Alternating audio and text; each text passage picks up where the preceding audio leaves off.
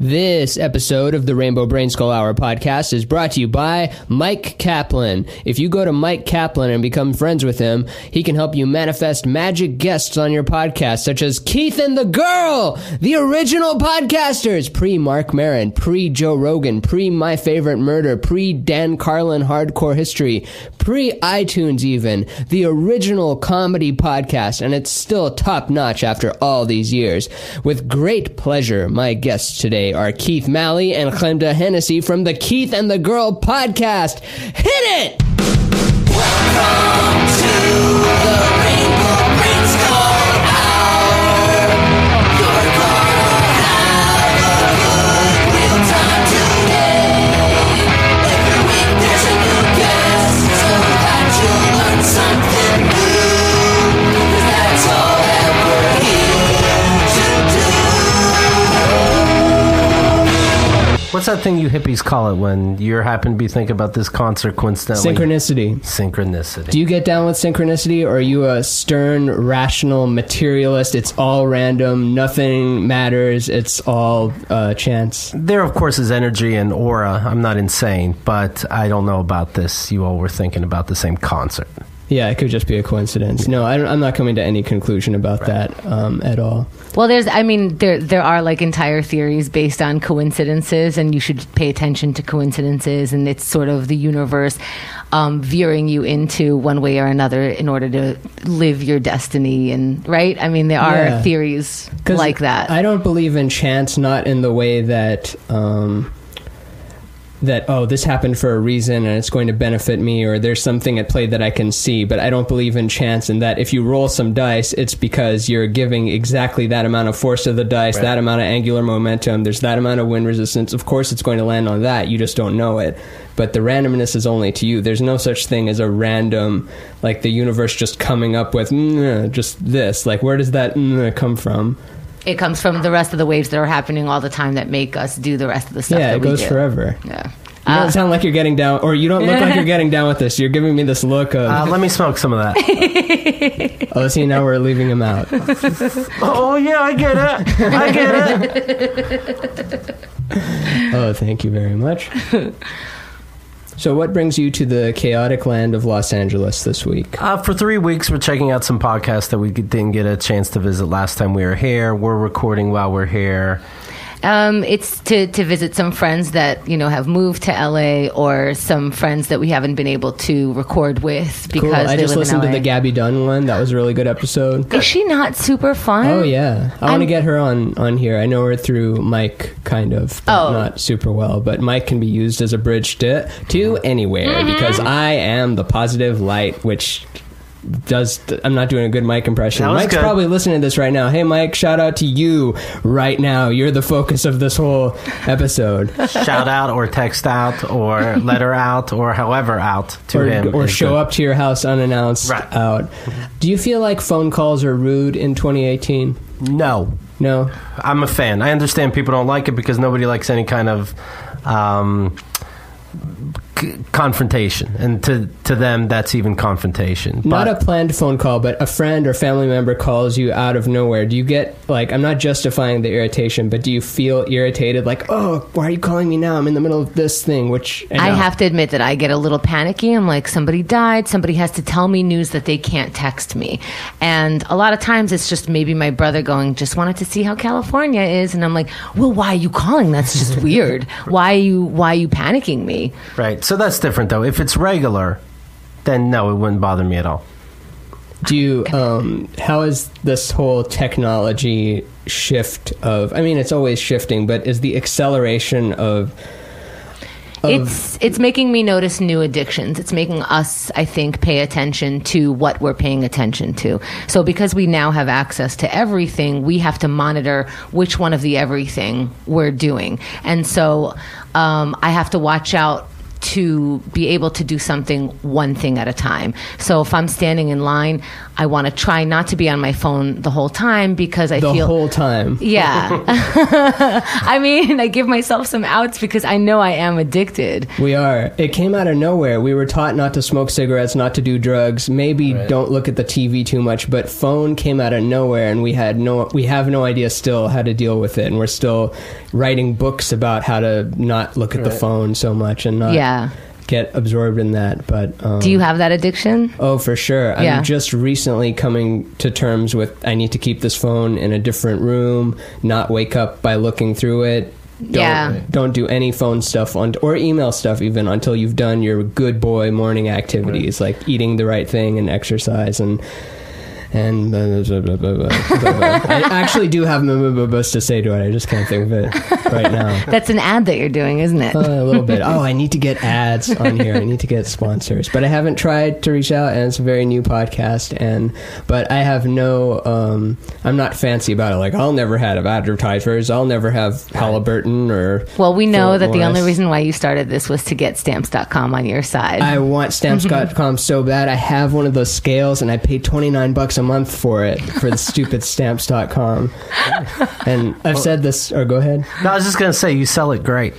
Hey, have you ever noticed this? Them selling Stamps.com. It's owned by the post office. I just did exactly you see what I'm that. Saying? Wouldn't it be like... Don't fall for it, if Ramin. Pizza Hut said, hey, buy our pizza online, don't deal with our shitty restaurants. No. Wouldn't that be crazy? You just heard the thing, and you made me feel good about coming up with a bit, but it's not a good bit. Chemda will tell you I laughed. Yeah. Oh, you thought it was a good bit? It was funny. Okay, Yeah. You're a stand-up too, right? Yeah, I do a show once a year. Why just once a year? I don't have the passion like regular stand-up comedians do it, but I do like the thrill and the scare and all of that. Are you damaged enough? I think I'm damaged enough, right? And it's very rare that he'll admit that he's one of the people who... I'm not one of the people who. I'm not saying I'm one of the people who. He jokes around because Paul Gilmartin has a podcast. Just touch feet there. Sorry, should I leave later? Okay. Yeah, this is just foreplay, warming up. It's just dudes touching feet, and wow, real mature this one. I thought there was a vibe, but people have gotten vibes wrong in the past. We're just sharing auras, Chemda. Okay, apologies. All I see right. a purple haze. What was my point here? You love weed. Yeah, you really shouldn't have done that for the serious podcast that we're engaged in. I know what I was talking about. Mental illness happy hour. So he jokes that he can't get on his show because he's so okay with everything and himself and life. And there's no mental illness. There's no break. There's no depression. There's no sadness for too long. Can't be a break if you ain't broken, baby. What do you mean he can't get on his show? You're saying like he wouldn't be able to be a guest on his own show? Keith doesn't have enough mental illness to go on Paul Gilmartin's podcast. Mental illness happy hour. Oh, gotcha. Okay, that's where the Paul Gilmartin part comes in. Yeah. I can actually say Gilmartin, but I say Gilmartin. You choose not to. Yeah, you have fun with it. And you know who loves that? Sponsors. Yeah. I could say the right words, but... They like the flair. They like that Bill Burr gets mad at things. They like that Joe Rogan says battle ropes and kettlebells and has the phlegmy, like, you can hear his chest in the tones of it. How are you feeling today? About just life? Just right now. I think I'm feeling pretty good. Yeah. I have like more nervous energy than normal because I feel this like weight, like I really want to impress them. I really want to be like funny in front of them. Whereas if it's just like an asshole friend, it's like, no, we're just talking shit, and it can have long pauses and things like that. But I feel it within myself, like I'm not at the relaxed state yet. But overall of the day, I do feel good. I'll tell you how we got more comfortable. We would hold a mic in front of us as we talk to our asshole friend. And the next thing you know, you don't know where you're at. Oh yeah, I had the mic in the not stand but whatever cup holder thing this was, but then I would have to stand here and just lean in like that, and it's just too intimate for that just yet. So what do you guys think happens after you die? That is a great question because I have the answer. Not a thing. Complete zero? Complete zero. How can awareness be aware of not being awareness? Right? That's what I'm saying. And it's like, okay, thanks. But if it's quadrillions of trillions of years after that, you don't think you'll ever be called back into existence? Like they can't Now, like the draft? Kind of. No. No? They have. Do you find comfort in that, oh, finally it's over? Some days, sure, it would be sweet to fucking go. But, no, it's because it's not going to be anything. You're pretty, like... Are you happy in general? Yes, I am happy in general. I have I'm pessimistic, but it's a positive thing to me. I expect most things to mess up, and so I can't be disappointed. But of course, when things go well, I'm pleased. If, for example, I bought an airline ticket, and they accept the ticket, as they do when you pay for one, I'm surprised every time. I'm surprised that it worked. And then when it doesn't work, you got bumped for whatever reason that wasn't your fault. I'm like, yeah, of course. That's life. Of course it did. And so the negative things don't really bother me. That's good. That's a good place to be. Do you get do you have anger that comes out when you don't want it to? Yes, but, no. I kind of let it out. Like, if I'm having computer issues, for example, and one thing's not working after the other, and none of it makes sense, and it's not my fault, which I understand why there's computer problems, ones and zeros. Have a 2 watched over the whole thing, right? So that's a little weak. And then I'll think for a split second, do I want to hit the table? Yes, I do. And then I'll hit it. And then I'm like, maybe I shouldn't have done that in front of our producer who's 15 years younger than me. Maybe I can set a better example. But it doesn't, if I punched the wall, it was deliberate. Has it ever been the wall? No. I've never been a wall puncher or a person puncher. I always go for something soft and not even just pillow. I have to make sure there's something underneath the pillow, because... By the time you're done constructing, you're calm. Uh-huh. I make a pillow fort, and then I'm pleased. Now, I'll think, I'm going to punch the desk. Punch it. Okay, better. I'm surprised that didn't just collapse right now. Right. It's the cheapest IKEA $10 used Keith shelf. took it like he's the strongest person and it should have collapsed. Yeah. I'm not going to lie to you. That wasn't full strength. I was kind of just demonstrating. We'll save it for later. Yeah. What about you, Chemda? Do you have anger issues? I realize that I have anger issues that come out in ways that maybe people accept. And so I had to dig deeper to understand it more. So my frustrations would come, let's say I'm producing a show and things went wrong and I did everything right. And, now this is messed up. And so there's justifications maybe when I'm angry. Like, people would be on my side if I told them what it was, but I'm now more choosing not to be angry about it, and it just feels better. So I think that because when I get angry, people see like, oh, she has reason to be angry. A person like her doesn't get angry until something real happens.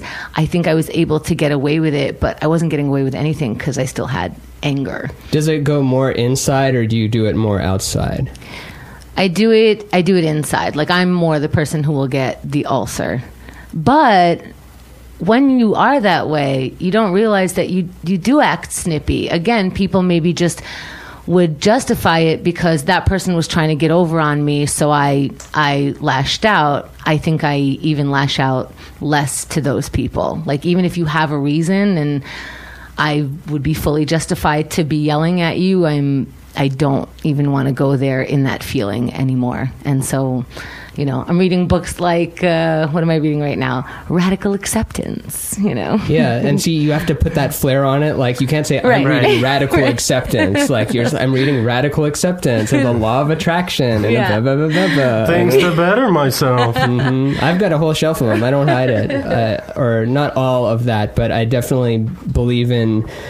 They're like bananas. You have to love bananas. New like words that break up why you shouldn't be a piece of shit, but then if you just have that as a poster, by a week, or not even a week, a day later, you just see it and it's just text and it doesn't actually have that impact on you. Don't listen, people that might potentially buy my stuff. My stuff works forever. But the other people's stuff, other words, like words of wisdom, don't do anything to you after you hear it once and you have the epiphany. Like, today's epiphany is tomorrow's, well, no shit. Yeah, it's 14-year-old and I'm deep sort of thing. Well, true, but the thing is, through one of the channels that I've been learning, you learn that it takes at least 8 times to hear something in order to get it to the part of your brain that understands it. Is it actually 8, or you're saying 8 as like just the number? Like several? I heard 7. I heard 8. I think I heard 8 more. I go 8. I go 8 to be sure that somebody understands. I'll say, pick me up a hamburger. Hamburger, hamburger, hamburger, hamburger, hamburger, hamburger. They come back with the wrong order. They're brain dead. That's like that. And didn't it happen in Austin Powers? Not Will Forte. What's the other guy who's rich and has Funny or Die? Will Ferrell. Right. Where Will Ferrell, like if you ask him something 3 times, he has to do it, and he had to kill himself. Do you remember that reference? You sounded okay? Yeah. That's okay. Yeah, that's behind the scenes, bro. No, I like it all to be out in the open. Oh, I took off my headphones. We have to do this more on our show. I took off my headphones and unwrapped it around another wire, so I had a little more space. Oh, that's good. Yeah, it'll be a much better pod that way. Yeah. How did you guys first meet Mike Kaplan? We saw him in a show. Yeah, he was doing stand-up. He was great. We said hi. He roboted back to us that he'd be happy to be on our show, and then we became good friends. I would like to do my own podcast on your network. That's until really good. One day I don't. That's it. But now he's got broccoli and ice cream, so he's his own pirate ship now. Yes. Which, he called me after it was over. I helped him do the art on the new. Yeah, I saw the new thing. Looks And really good. Do you guys have any other affiliates? Did you drop all your other like mini podcaster people? I'd say Mike was the only one, and then he had this idea for the new thing. And you were his only kid? Yeah. That's crazy. Yeah. Yeah, we're not really in the networking business. Like we don't have a Keith and the Girl network like that. We just kind of host a bunch of podcasts for people who follow our show. Is that something that you never wanted to do, or you started doing a bit and you're like, this is too much. We're not a network. We're podcasters. We're talent. We're not like... It's nothing that it wasn't a conscious choice. There was no planning. Because we started podcasting in 2005, we made up everything. So it was like Mike wanted to podcast and didn't know how to do the behind the scenes. We were like, we can try that. We don't know. Right. And then all of a sudden podcast networks were happening. And we have premium content. So there's Keith and the Girl, and then Chemda has a show that delves into one topic. I had a show where me and the guest would get drunk and yap. Then we have a week wrap-up show. We have so many shows that we're like, hey, I guess it's a network. Yeah, it kind of happened that way. And so it's only grown. It hasn't trimmed fat since then. It's only grown. We want to make our premium package bigger and bigger. Right on. Right on. I'm sorry, I say right on too much and like too much and cool too much. I don't think right on could be too much. Right on? Oh, right on, yeah. Wow, Jesus. He has a speech impediment. No, I know about the whole Beer Bear thing. I know about the SimpsonsMovie.com thing. I know about, what else? What else do I know about? Oh, boy. This is my teacher's fault. Nobody corrected me then. And when I say words wrong, I also spell them wrong. So, in my defense, I'm saying them the way I would spell them. Oh, no. Yes. Don't make it worse. Yeah.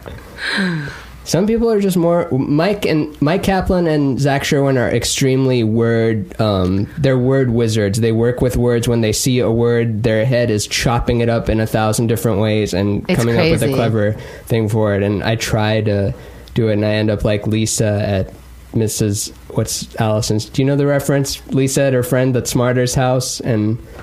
Yes, the nerdy kid with nerdy glasses. Girl, and then the dad says, here is a ball. Perhaps you would like to bounce it. No, I'm too busy just trying to love. You know what I mean? Like make love or be love? Make love. Make love? Yeah. Well... How about you? It is a sex podcast. Do you stick Do I get down? Do you of course stick I get it in? down. You stick it in, pull it out, stick it back in. Isn't that great? Doesn't that like feel so good? Of course it does. Yeah. Yeah, it's like you never know which part is like. It's not about sticking it in and then staying there, and it's not about pulling out and staying out forever. Right. It's the yin and the yang, and then it's like which one does this guy like? Like he's so confusing. Yeah. What are your thoughts on cardio? In and out? What are my thoughts? I forgot my vibrator. What are your feelings on in and out? I'm a big fan. I definitely would wave a flag to that. Get down? Yeah. All right. Getting down. down's so cool. Right on. Yeah. It's getting down. I love it. Put me down for that, and you won't be mislabeling me. That's what I'm about. What's Keith about? He likes to get down. The old in, out, in, out. Oh, yeah, I know Keith. That's him. Oh, that Keith. Yeah. Not the one that sometimes gets down on Friday, Saturday, and sometimes Sunday. Let me know the day, you know? See, okay, I'll do it. Like that. No, I do like it. I like it. We never thought you didn't like it. No, I do. No, but I actually do. It was just very seriously, I'm not saying the opposite of things that I like. I like it very much. If the universe is listening, I just want to know. I want to tell you. Right. And if you did happen to think over there that you liked it, that's not a coincidence. I've come around to believing in synchronicity. Has your love for getting down grown as you've grown older, as has it decreased as it does with most everybody? Honest to God, it's grown during this conversation. I am so horny right now. Sir, please. I got to edit in a pants zipping down thing there, and edit out this part where I'm saying that I have to edit in sound pipping out of. Is there any podcast guest that like would be dream guest that you wish you'd had and like you still haven't made happen in all these years? You know, as he's saying it, I'm like, Alanis Morissette. But have I tried reaching out to Alanis Morissette? Right. No. Is she like... Reach out to CAA or to Gersh or whoever she's with? Well, the thing is I don't want to meet Alanis Morissette like that. I want to meet Alanis Morissette where we sing a duet. And so I don't want to be the fan and the... I want to be equals.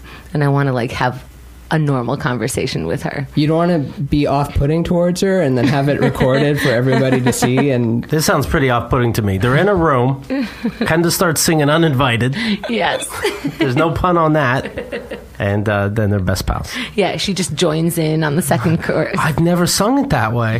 That is a beautiful song. I thought it was for a silly movie, City of Angels. That is beautiful. Thank you. Isn't it ironic? Yeah. Mm-hmm. Who's yours? Is it also Alanis? Close. Probably Andrew Dice Clay. Hey! Whoa, where is he? Oh! Yeah. You can't not do it. You can't not say A if the dice comes up. I understand how ridiculous he is. There was a time where, without being silly, I thought his albums were fantastic.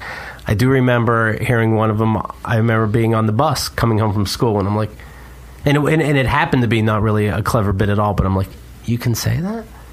You can say you're going to bang a guy's head on all the buttons in the elevator? You can do that? He picks on Siskel from Siskel and Ebert for the longest time because he badmouthed one of his movies, perhaps Ford Fairlane, who knows. And he's like, if I see this motherfucker again, I'll bang his head into the buttons, I'll shit in his neck, blah, blah, blah, blah, blah. And then he goes, now, I don't know if he ever said anything bad about me. And I'm like, he did all that. The Dice Man. Yeah, Dice. His son is not a rapper. It's just a stand-up, right? Max Silverstein. Two musicians. I don't know if they do stand-up as well. I feel like the one does, but they're definitely, at least the dad is pushing them into music for sure. Yeah. I just remember hearing him, and he doesn't sound like his dad at all. He's just the normal voice and Right. He says because nobody sounds like that unless they opt in. That's not. You're not born and raised. You have to commit to it. Oh, what? It would be. Imagine your 2-year-old like, Dad, hey, where's the dish soap? That's a slice of cheese. Now, it would be more off-putting, though, if you don't do the voice, right? If the son is... So I'm in the bank, and the person says, should you have your penis out in the bank? No, of course nothing? You should. Oh! And then you're like, oh, okay, I get it now. Okay. Of course you should have it out in the bank. Well... You heard it here first. You did. Yeah, I would probably... I'd probably be disappointed. But he would be... I am curious to see Dice face to face. Have you heard him on other podcasts? Like, I think he's been on... Yeah, and I know every joke he's ever told. And so he's... To me, I'm like, that's another bit. That's another bit. That's not... And I just know him. So if I didn't know him, that would be fine. But I do know. I'm like, But I wonder, bagels. I know where this is going. So these are like these pie in the sky characters to you guys, where it sounds like, no, I don't want to ruin it because I've put too much weight on it. Is there someone in the medium realm like Aisha Tyler? Oh, Aisha Tyler would be a good one. You haven't had her on yet? Didn't really. No. She's okay. going, yeah, what's wrong with you guys? How come you don't have every single guest ever? You've had over a decade. I've been on this and I've already accomplished all my goals. I just wanted you two, Mike Kaplan, and my friend Cameron, who doesn't want to be plugged in anything and doesn't want anything to do with show business anymore. But I don't always feel comfortable reaching out blind to people. Like, we like, recommendations, or I don't know. I don't often look people up and go, I looked you up and you're great. It's just, hey, I saw you last night, or you came into my life somehow. Yeah, more organic, more feeling it out. More, I'm not saying it's 100%. Yeah. So you guys reach out personally. You don't have a producer that does everything and then you don't even know the guest, and you stayed organic all these years. We had a booker for like a year, and that was fun, because then it's another person introducing us to maybe people that I wouldn't know. All colors, creeds, and religions, bro. That's what we're about. Not the Muslims, though, right? I said all, but... Oh, okay. And we do have a producer, Andrea Allen. She's awesome. But I book for now. Right on. Yeah. Is there any... You guys do a lot of stuff. Do you feel like there's stuff that you want to be doing and you don't? Like, I've been working on this book forever, but it's never going to see the light of day. Or we've had this idea for this blank, but we're not that. We're podcasters. And do you find yourselves in ruts ever, or has it just always been productive, good growth? I have to stop myself from doing all my ideas. I have tons of ideas. And so I have to allow Keith to filter them. Like, for a while I was getting mad. I was just like, no, we have to do all of this because this is so much fun. And he's like, all right, but like, there's only so much time in the day. Quality control, Keith. Mm-hmm. Yeah. You want to hear how I do it? Yes. All right, Chemda, give me an idea. We really need to do Keith and the Girls Camp. Like that. Wah, wah, wah, wah. Well, she picks the worst time for these ideas. We'll finish a marathon, our longest being 76 hours in a row, and then as soon as it's done, she'll be like, that was fun. I'll be like, all right, granted, that was fun. So for the next one we're going to do, I have this idea. And so all I know is that we just did all this, and what you're saying sounds like it happens in half an hour. To stop. This is done now. Doesn't stop for a day. Oh, it does not stop. Was it really 76 hours? Yeah. Somebody got we were going to do 74 hours. Somebody got a tattoo. If you go to keithandthegirl.com/tattoos, you can see all our tattoos. There's over 140. And somebody got a 74-hour tattoo, called us at the tattoo shop. And we said, that is great and that is inspirational. We're going to do 2 more hours now. And he crosses out the 4 in tattoo to 6. Oh, it's one of my favorites. That's awesome. So the cross is still there, like kind of when they're selling, toilet paper, and it's like not 6, it's 8, and they send the. Brendan Walsh had a joke about that. I forget what it was. Do you know Brendan at all? He's my favorite, and anytime somebody asks me that way, that's what I say now, because you really I'm just going to hurt feelings now, right? Oh, of people? No, I don't know him. Do you like him? Do you like his body?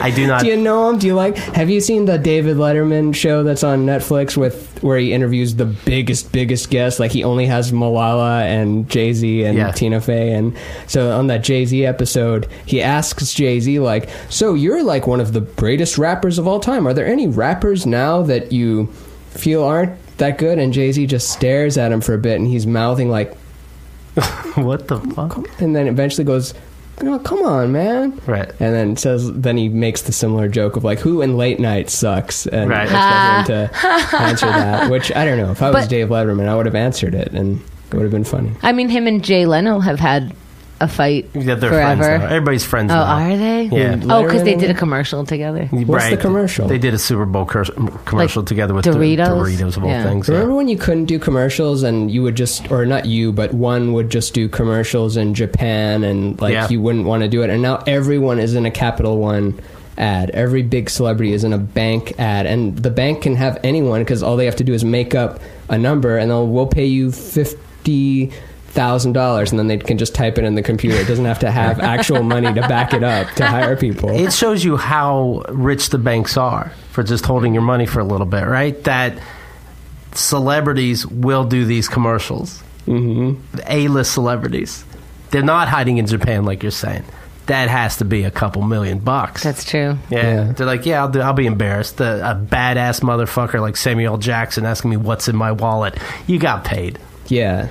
Big bucks. Or some kind of I just lost it. What's rewards it called? program. He gets 5% off of gas. Yeah. For the month of June. I hate rewards programs, and there's so many of them, and they can't consolidate into just one and save enough. And you have to do them, or you really get ripped off. You know, like you have to participate in New York, or you're a sucker. Right, in New York, CVS, that kind of thing. If you don't participate, you're paying 3 times as much for items, and it's like, all right, I guess I'll let you know when I jerked off. Right? Like, apparently it's going to be tonight. I just bought lube. You know what I did not deliberately. I'm in the store, and for Easter, I'm like, let me pick up that Paz, P-A-A-S, the egg coloring kit. And so I'm like, you know what, let me get this. We're going to play. And then I'm like, oh, you know what? I also need lube. So I pick up lube, and I put the 2 things on the counter, and I get this look from this guy like, you motherfucker. What are you up to? I'm like, oh. And I'm like, well, it's too late to say I just need one of them. That's the best conflicting pair. And you're supposed to have one nonchalant item in there to throw them off. Right. No, if you called the police, I would have understood. I don't mind. That's a see something, say something moment. So do you like getting into younger kids? No, not at all. That's the confusion that I was putting out there. No, I just thought it'd be fun. And then separately from that, I would masturbate. I'm glad that you have the hard-hitting questions, though. But no, you almost got him. Let's be clear. You know, sometimes you hear an interview and you're like, "How did they get that out of him?" He just goes for it. During the cancer thing, you were really like going at. I'm trying to remember the lines now, but you just have the best cynical, mean humor, but something in your voice shows that it's from love, but it's not sissy either. Can you still say sissy? You can if it's with a C. You can't say it with the S anymore. I think that's real bad. When it's short for Cecilia, I'll say it. No, you can't. You know, Chemda had cancer. She had a tumor. I had a tumor. I didn't have cancer. See, now listen to this. I didn't. But it was cancer during that moment. I wouldn't even say tumor. Who knows what happened in there? I had a sore throat. But I'm the only one who doesn't let on. Oh my God, you're going to die. That ends up upsetting her, but I don't know, because she keeps that hidden, you know, like that does anybody a fucking favor. None of this happened. And then later, what happened after this bullshit? She goes, oh, I didn't even have cancer. What's the big deal? Like, okay, who knows? Who the fuck knows? I saw a picture of a 5-pound tumor, but who knows? Could be anyone. Could be anybody's. Could be doctored. She didn't have it tough. Oh my God. No one had it tough for Chemda. Wake up. It's okay to feel. For somebody who feels everything, you don't feel much. Maybe you should yell at me a little more. You feel better? I feel better, and that was a conscious choice. Do you guys see each other every single day? God damn it, yes. Even Sunday? Even Sunday, especially Sunday. Just to meet up and go, I don't have to meet you today. I just wanted to say that. Goodbye. So it's a quick 5 minutes, and it feels good. We've been meeting a lot lately, for Christ's sakes. But usually, I'd say it averages 5 days a week. Yeah. Like any other coworker. Like anyone. That it's the only one you see every single second of the fucking day of 12 hours. Hey, that's living a dream. Keith acts like he does anything if he doesn't want to. I gotta be comfortable. That's what we're living for, right? We are. Being comfortable. You know, Chemda laughs at me sometimes. All the time, really. All the time. But in this case, for what we're talking about, you know, I remember I was walking with my ex with grocery bags, and it was hot out, and I had a jacket on, and I put the bags down, and I take off the jacket, and I go, you know, hold on 1 second. She's like, we're only a block or 2 away. Do you always have to be comfortable? I never heard a dumber question. And they got divorced then and there. And now we're divorced. Yeah. But I got, for a block or 2, I want to be more comfortable. What do you get out of not being comfortable? I've earned it. Yeah. Or if you want to check your phone on the way, if it gives you comfort to seeing the little like hearts light up on your screen. Yeah, why can't you be comfortable all the time? I'll go a step further. If I'm not in pure ecstasy at every moment, I start pissed. downing Malley. Mm-hmm. Yeah. No, I try to. I'm telling you, bro. I try to come constantly. You try to come constantly? You can't sometimes. You got to work and stuff. But if I had my druthers, there'd be snowing in here. You know what I'm talking about? It has that consistency? Yeah. You said I have a snowball mic, and I'm like, who was here first? Who's the pervert? Please don't out my poor technology to the listeners. We only have, what's the name of a good microphone? Sure. Hale. Shure Hale microphones. Each one is $8,000, and mine is gold, while my guests don't have gold microphones. 2 rival companies got together for these microphones. Mm-hmm. I like it. Who has gold microphones? Rush Limbaugh, Kevin Hart, Cat Williams. I'm going to guess that Snoop Dogg has one somewhere. Yeah. But he has one of everything, so. Just take a highlighter, draw on your mics, any color you want. It feels nice. Are you dating right now? Oh, yeah. I live with my girlfriend of 5 years, and we moved here together from Austin, Texas, and lived together a year before that. So, yeah, I'm completely domesticated. How do you like it? I love it. Yeah, it's great. Did you do it today? No. Shit, bro. Yeah, sorry. It's okay. But do you want 5 minutes or so? I don't need 5, but maybe. That's why you didn't get laid today. No, she was at work all day, and I was here I work from here. She works at an actual office. She's a talent manager at Omnipop, and does that thing and deals with those idiots all day, and then has to come deal with this idiot when she gets home. But yeah, it's good. I wish I had some more stuff to say about that. Normally people who are dating or single have more interesting things to say, but I just don't have anything interesting. Because you're comfortable now. So yeah. You don't have new stuff. That was my strategy. Just be comfortable the whole time. But see, I'm dating now, so I have more stuff. Oh, you are? I got a chick that goes puss to mouth. Like, I can say that because there's more exciting stuff.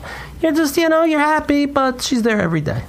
Puss to mouth. Puss to mouth is. Oh, you know what it is. Oh no, I know, but I'm trying to figure out whose mouth. I'd rather not say. Okay.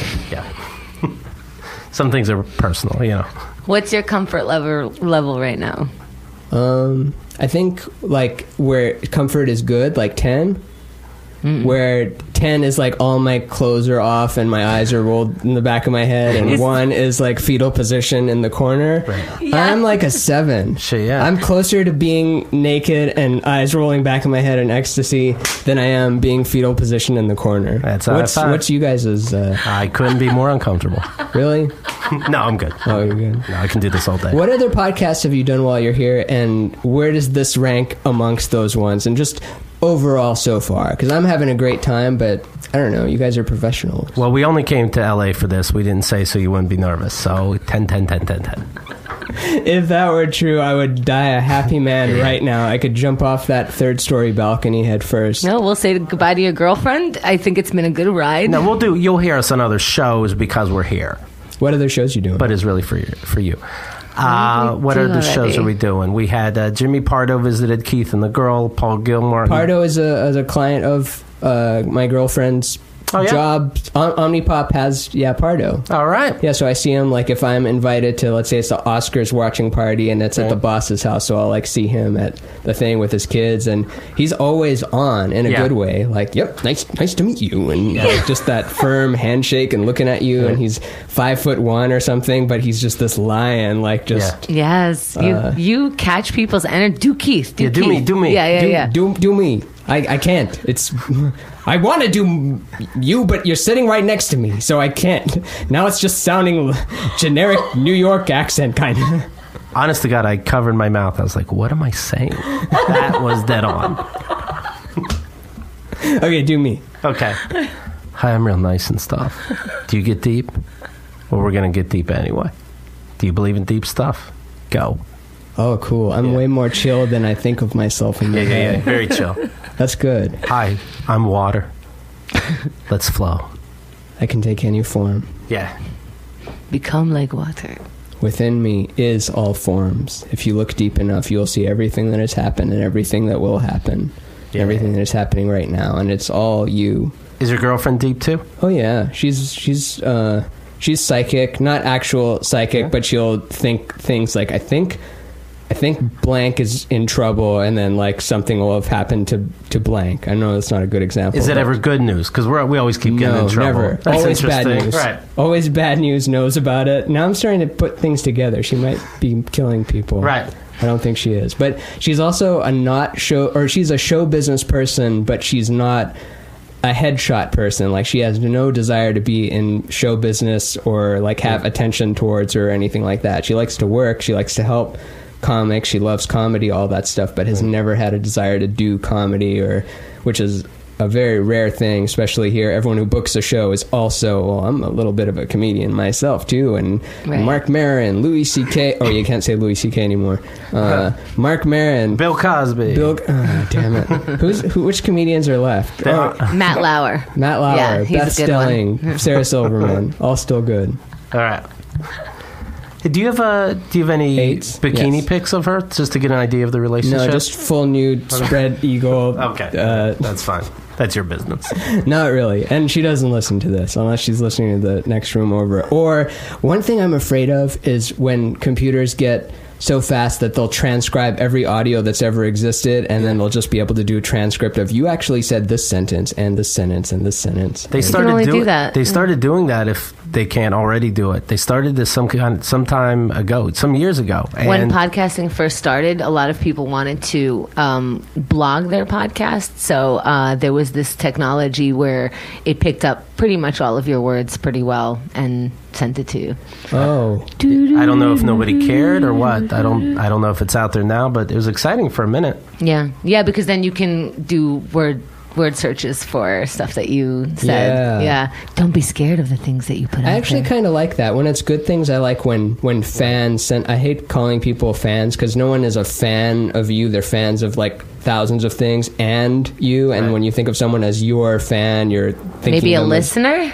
Yeah, a listener. When someone who listens... Maybe a fanatic listener? Yeah, when a fanatic person who also listens writes in something I said, and I don't remember saying that, and then they send it on Instagram or something. Is it offensive that your girlfriend of 5 years does not listen to your show? No? Not at all. No, she's busy. Who has time to listen to an hour of me and listen to hours of me talking about my bullshit in real life, and then having to just listen to the... I'm pretty sure she's gonna get some version of this later. Like, oh, here's what I did today. Let me sum this up. You ever talk to her and she goes, I don't want your podcast now. Like, no, honey, I'm just trying to talk to you.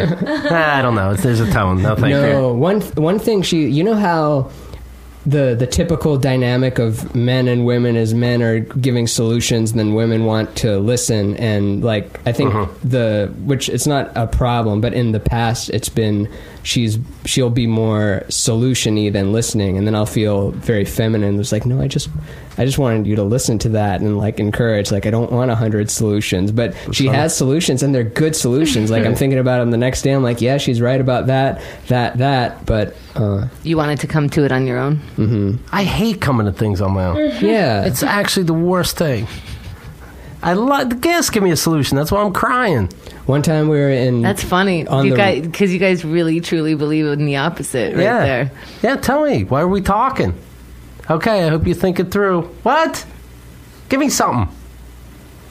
You know what I'm saying? Oh, yeah. Hey. I think he's saying he's going to call your girlfriend when he has issues. Yes! Yeah. She'll call fix me. your whole life up. First of all, she'll call me because she'll know something's wrong. Mm-hmm. And then I'll go, thank you. Now I need answers. And we'll see if we have to take it further. Yeah, she calls everyone the idiots. Like her, whether it's been back in when she was in college and she was the editor of The Onion of University of Texas, called The Travesty, but you know what The Onion is, right? Maybe you don't know what The Travesty is, but she'd call the coworkers, oh yeah, the idiots, and to their face too. And then it's like kind of evolved into now she's referring to like Bob Saget and the Kindler as the idiots, and it's kind of interesting to see her grow and get away with it. Yeah, she booked a show. Mark Maron was on Andy Kindler's particular show, which she booked, and Mark Maron was doing his thing on the stool and just like, is that the light? Do I have time or am I done? And then she just goes like in complete silence from a voice in the back, you're done. And everyone else you see is always like, well, it's Mark Maron. We got to let him keep going. But she just has this no nonsense like, come on, let's go. Andy, it's 8. Let's start the fucking show. You know things mean things. You tell me. Yeah, but she's great. I think she's really good at her job and is a good girlfriend and other good positive things in case this gets...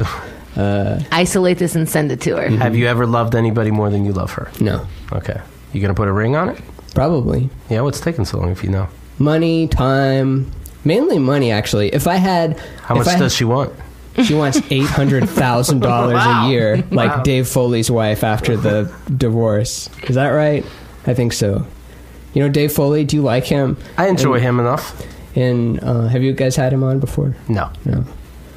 But he got divorced, and the court in Canada ordered him to pay what he was making while he was on news radio. So he had to pay, what's it called? Not child support, alimony? Yeah. Is that the divorce payment thing? Palimony? Alimony for him. You guys were never married. You guys were just together, right? Yeah. Yeah. Were you ever going to be married? Well, I kept calling it Just Together, and I think that really didn't help things. That's funny. Would we have gotten married? No, because we didn't. Right. We had enough time. In the talks, like when we get married, we'll do blank. It was the next day. We broke up, but it would have been the next fucking day. That was our next planned conversation, and maybe that's why we broke up. No, it's funny that both of us were like, "What's the point of getting married if we love each other?" Then we met other people, and we're like, "Okay, we found a point." I get it. I get the point. And you've been separate as podcasters longer than you've been together as podcasters, right? Yeah. So most people who come on the show don't even know that we did date. Yeah. If they didn't, really do a history. It's on there on the description, isn't it? Well, like Keith and his ex-girlfriend talk shit. That's the you really have to delve. We're trying not to disrespect some of our guests. Oh, gotcha. That's what she's saying. It must be real hard to find. What's wrong with disrespecting guests? They'll see it later. They'll be like, "Oh, they mentioned me," and then you'll get to feel their heartbreak across from the country. Do you get now? You're at 10, 11 shows, right? When a guest comes in, do you find yourself finding this where it's like, okay, so what do we talk about? What do we do? And it's like, how offensive. Does that ever happen to you? Am I making sense? Feeling like there's too much dead air. And No, they don't even know where they are, and they didn't bother to give a fuck. They didn't. The guest? Yeah. No, not yet. No, so far, everybody's been good. I would be offended every single time somebody doesn't know that you just record the room as soon as they walk in. That would Mark bother Maron me. Style. Because why don't they know that? Oh, yeah, I should tell them that. But Don't tell them that. Fuck them. But why don't they know that? Because they don't respect you. Because they don't listen to every episode? Or a episode. That's true. Yeah, it's true. Mike Your does. so-called friends. Mike listens to every episode. That's because he Mike's keeps waiting for a still shout listening out. to this episode. He still gets to be talked to on this one. This episode is going to be called Mike Kaplan. Right. It should be, except I just call it the names of the guests, so it's not going to be. Let's trick him. Yeah, Mike Kaplan returns. Yeah. But draw me. Yeah, we still want drawings. Yeah, of us. we came here for the drawings. Oh, really? Yeah. That's so sweet. We want the characters. Yeah. And then we're going to toss a coin, and whoever wins, the other person has to tattoo that on their body. Who gets to be first? Like, when the drawings are like maybe one person slightly ahead of themselves? It does make sense. It's called Keith and the Girl, so I would be on the left. Yeah, it wouldn't make sense to give me a bone. On Facebook, the little icon of your profile things, it used to be a man and a woman behind it, and now it's a woman and a man behind it. It's the subtlest little design change they made, but it's fucking disgusting. They progressed it. Yeah. We're so awake. Woken? The alarms are going off, and we didn't snooze. I say woke. I don't mind it.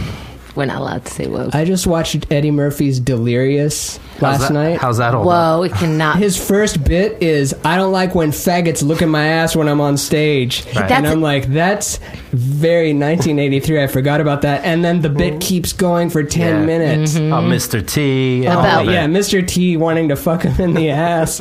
And then he wears those outfits, and it's not for The them to red look at leather him. shoe. Yeah. Yeah. It looks different on TVs back then. Those like had that 80s TV look, and now you can't even sell a TV, or you can't give away a TV to Goodwill if it's older than 7 years old. Yeah. They won't accept it.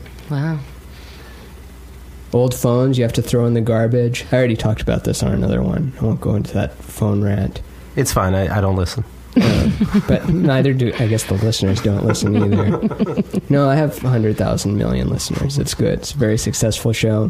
When you saw the podcast thing, were you thinking, oh, this is going to be a good one, or were you like, oh no, this only has 9 episodes, why are we coming here? No, I knew, this is when you're not going to be tired.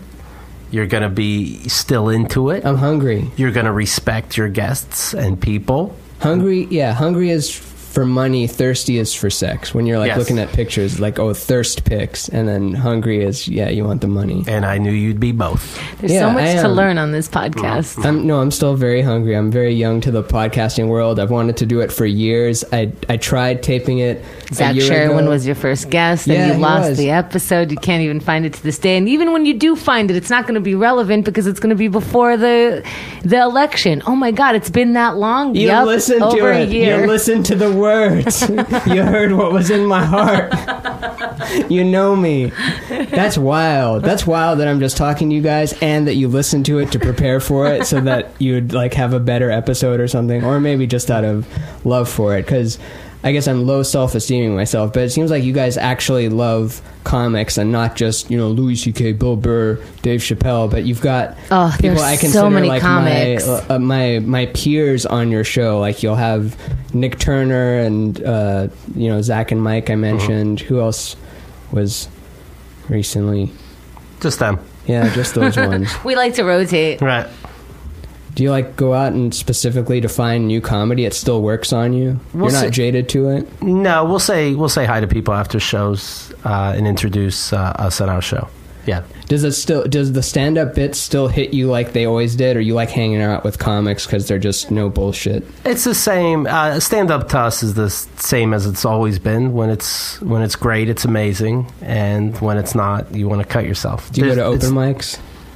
Those are torture. I went to some because our producer Andrea goes, but because at least what I see, people don't give a fuck. Like the whole point of it, they go up in a coat and a backpack because they know they're leaving right after. Mm-hmm. I don't know, this whole idea of stage time, they're not taking it seriously. That's 2013 Brandon Wardell would go on with a backpack, not taking it seriously, but that was his image. Yeah. He was young blood. Now he's not backpack anymore. Good. But he was backpack comic for a little bit.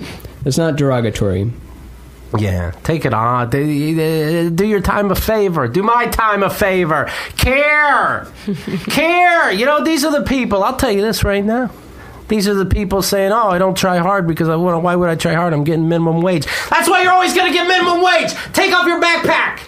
So no increase to minimum wage? There's a lot of people that are going to be in for a fucking surprise when minimum wage raises, and they're expected to do things. Agree. Of minimum wage. I didn't even finish, Chemda, and she doesn't agree. I don't even think it's going to matter. I think Amazon, the 4 horsemen are buying everything up. You know the 4 horsemen, right? Amazon. Coca-Cola. Fuck. Amazon. I'm going to double down on Amazon. Facebook. Russia. Google. And I'm going to double down on Russia. Apple. Or Apple, as non-Japanese voice me would say. Okay. And there was the guy who was giving this TED Talk was going on a big rant, but he made this diagram where it's there. To be a company that big, you have to know what organ you're acting on to get that many customers and hold that. And he was saying that Google is the brain because we want answers. We think of something like we ask Google, it comes back with the answer and we believe it, or we dig a little and then we believe it. Facebook is the heart because it connects us with people, and it even has the heart-like thing. We want to be connected to people. Amazon is the stomach. You want more than you can keep in your house because the penalty for having too little is much greater than penalty for having too much, and we're just driven by that impulse. And then Apple is the dick gonads. Because you fuck it. Yeah, because the Apple is status symbol stuff. So it's he compared it to the dick. All right. I thought it was kind of cool. It's Yeah. not completely sound rock solid, but I like little things where it equates a number to an ancient thing and it maps out. And I also don't know. I'm also full of shit. I don't know if chakras are real or if crystals are real or if I'm real. I could be a program. Do you think this isn't the first time I heard you say that? What are the chances, 1 to 10, 10 being higher, that this is a simulation and somebody is running you? That you haven't heard it from me, or just I've heard it from you. That this is a simulation? More than once. Oh, yeah. I think I revisit the same topics at least every other episode. Right. But you do think that, right? That it's do a you simulation? think it's a simulation? Yeah. As opposed to what? Well, I don't know. What do you mean? As opposed to we're our own person. And everything, and everybody's genuine, and I'm not a robot. No, we're for sure, or not for sure, but the felt presence of immediate experience is a phrase I might have used, which is the being here now. I'm not sure you guys are real, but I'm more sure that I'm real than I am you guys real. I feel that, and you feel that too. Like, you're not sure that we're real, but you're way more sure that you are. But as far as it being a simulation, it doesn't mean that there's an alien controlling something and they're real. It's more a way of describing reality rather than it being billiard ball based, where there's a stubborn piece of matter if you dig down, where it's just the universe goes this small, and then the universe says, well, I'm not doing any more than this. This is small enough, guys. This is the smallest thing. And then they keep, like, the atom is named after the smallest thing, and universe means the whole thing, and then eventually they're like, oh, it's just one universe in the multiverse, and the atom isn't the smallest thing. Then we got quarks and leptons, so we keep dividing infinitely, and outside seems to keep going infinitely too. So I guess I'm more focused on there should be like a fundamental, we should figure out how the universe is dividing itself rather than finding the smallest thing or the biggest thing, because there may not be a smallest thing or biggest thing. Let's say you go to jetfuelcan'tmeltsteelbeams.org and you learn that we are indeed a simulation. Do you think you'll play along? Because what else can you do? Or do you think you'll be able to go, oh, look at that bratty kid, I'm going to kick him in the face. Who cares? He's not real. There's going to be a consequence, though, because there might still be a simulation, but doesn't mean it's whatever rules you want. It might be a simulation with very stubborn Newtonian physics rules, which I think it is. If we are a simulation, he doesn't get to pick the rules. It even more confirms that there are rules in place and that we have to find our way to what kind of rules there are so that we could navigate as best we can in the world that they set up. I don't think it's a simulation because they put so much time into you. You know what I mean? You think so? Yeah. Well, we couldn't find parking. That was part of the game to trick you. You don't see the enjoyment I get out of it. Right. In case you ever looked out the window randomly, we're pretending we're parking. Uh-huh. Well, from what I understand, it doesn't have to be like this is the one simulation and there's a person playing The Sims. It could have been started that way, and we are just like the 100,000th version of a program that they're running. So it's not a one-on-one situation where they're watching you look for parking and smoking and laughing hysterically. It's that they've created, what if we put this atmosphere, into this program and we run it? Where would different people end up in different places? And they're running so many of them that we don't matter. So it doesn't matter that we can't find parking. You read all this. Like, you got to the end of the book. No, I got high with Xerxes. Oh. So who are we? Are we the one that makes it at the very end? And you can't be... Because have you ever died in a dream? I've died in dreams lots of times. I love it. Yeah, it feels good. I fucking do it deliberately. I will, to lucid dream, maybe you'll put yourself in a certain place and then hope for the best. I always put myself hanging off a cliff. Can you lucid dream? Once in a while, I'm able to realize it, and you can't focus on it too much. At least for me, if I focus on, hey, I'm lucid dreaming, then my brain goes, well, no, you don't get to know, and then kicks me out. So if part of me goes, this is a dream, okay, don't think about it, just go with it, then I can fly and do whatever I want. If I get even Flying is the first thing you want to do? Yeah. Just that's how you check. Okay. You jump higher than you normally could. And then if I try to start eating somebody, I wake up because I would never, ever do that. That's an interesting one. I don't think I've tried to eat anyone in my dream. Yeah. That'll wake you up. If you ever want to get out of it, if things are getting too hairy. Have you looked up what that means? Nah. Do you... I think I'm just a nut. It means I'm hungry. No, it means I wanted to eat somebody. I feel like we're all the same person. Behind the social identity and physical identity. I feel like... Is there a giant us walking around? We're literally inside them? No, I don't think... it's a guy. I don't think it's like... It's like, this is you, this is Keith, this is me, but the main thing is the thing that isn't what I'm doing is holding out my fingers, and all three of us might be appendages of some hyper... being. I don't even think there needs to be a hyper being, because it's only because we know we function as this being, so we feel like the higher being has to have the same limbs and arms. It doesn't matter. The atmosphere is the being. Do you know what I mean? The whole thing. We don't have to create a thing that looks like us, that, like Transformers. So I think that it doesn't have to be anthropomorphic. Yeah. Exactly, only because we only know that that's what morphs. It doesn't need form. It doesn't need a thing with boundaries around it. But then it has form, but not human form, not animal form. It has universe form, right? Because we are in that. So in my most stony baloney thoughts of what we can be, because I am so affected by other people, and because I believe that we can affect each other so much, and we do, I believe that we are.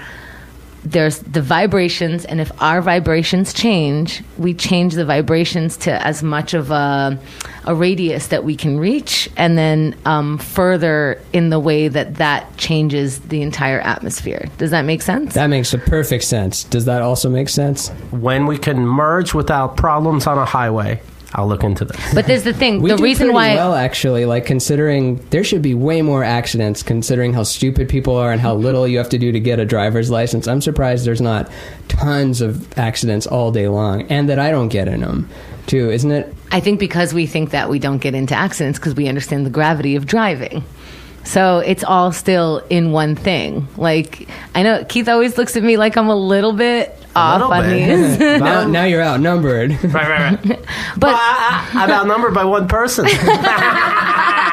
I turned it around, motherfuckers. The only person there is. But if you wanted to walk in a room and change an atmosphere, you can change the entire feeling of a room. And with just your prick. And if you've walked into a room, or if somebody has walked into a room and walk you just in prick first, you'll see, and that can change a vibe. That's aura.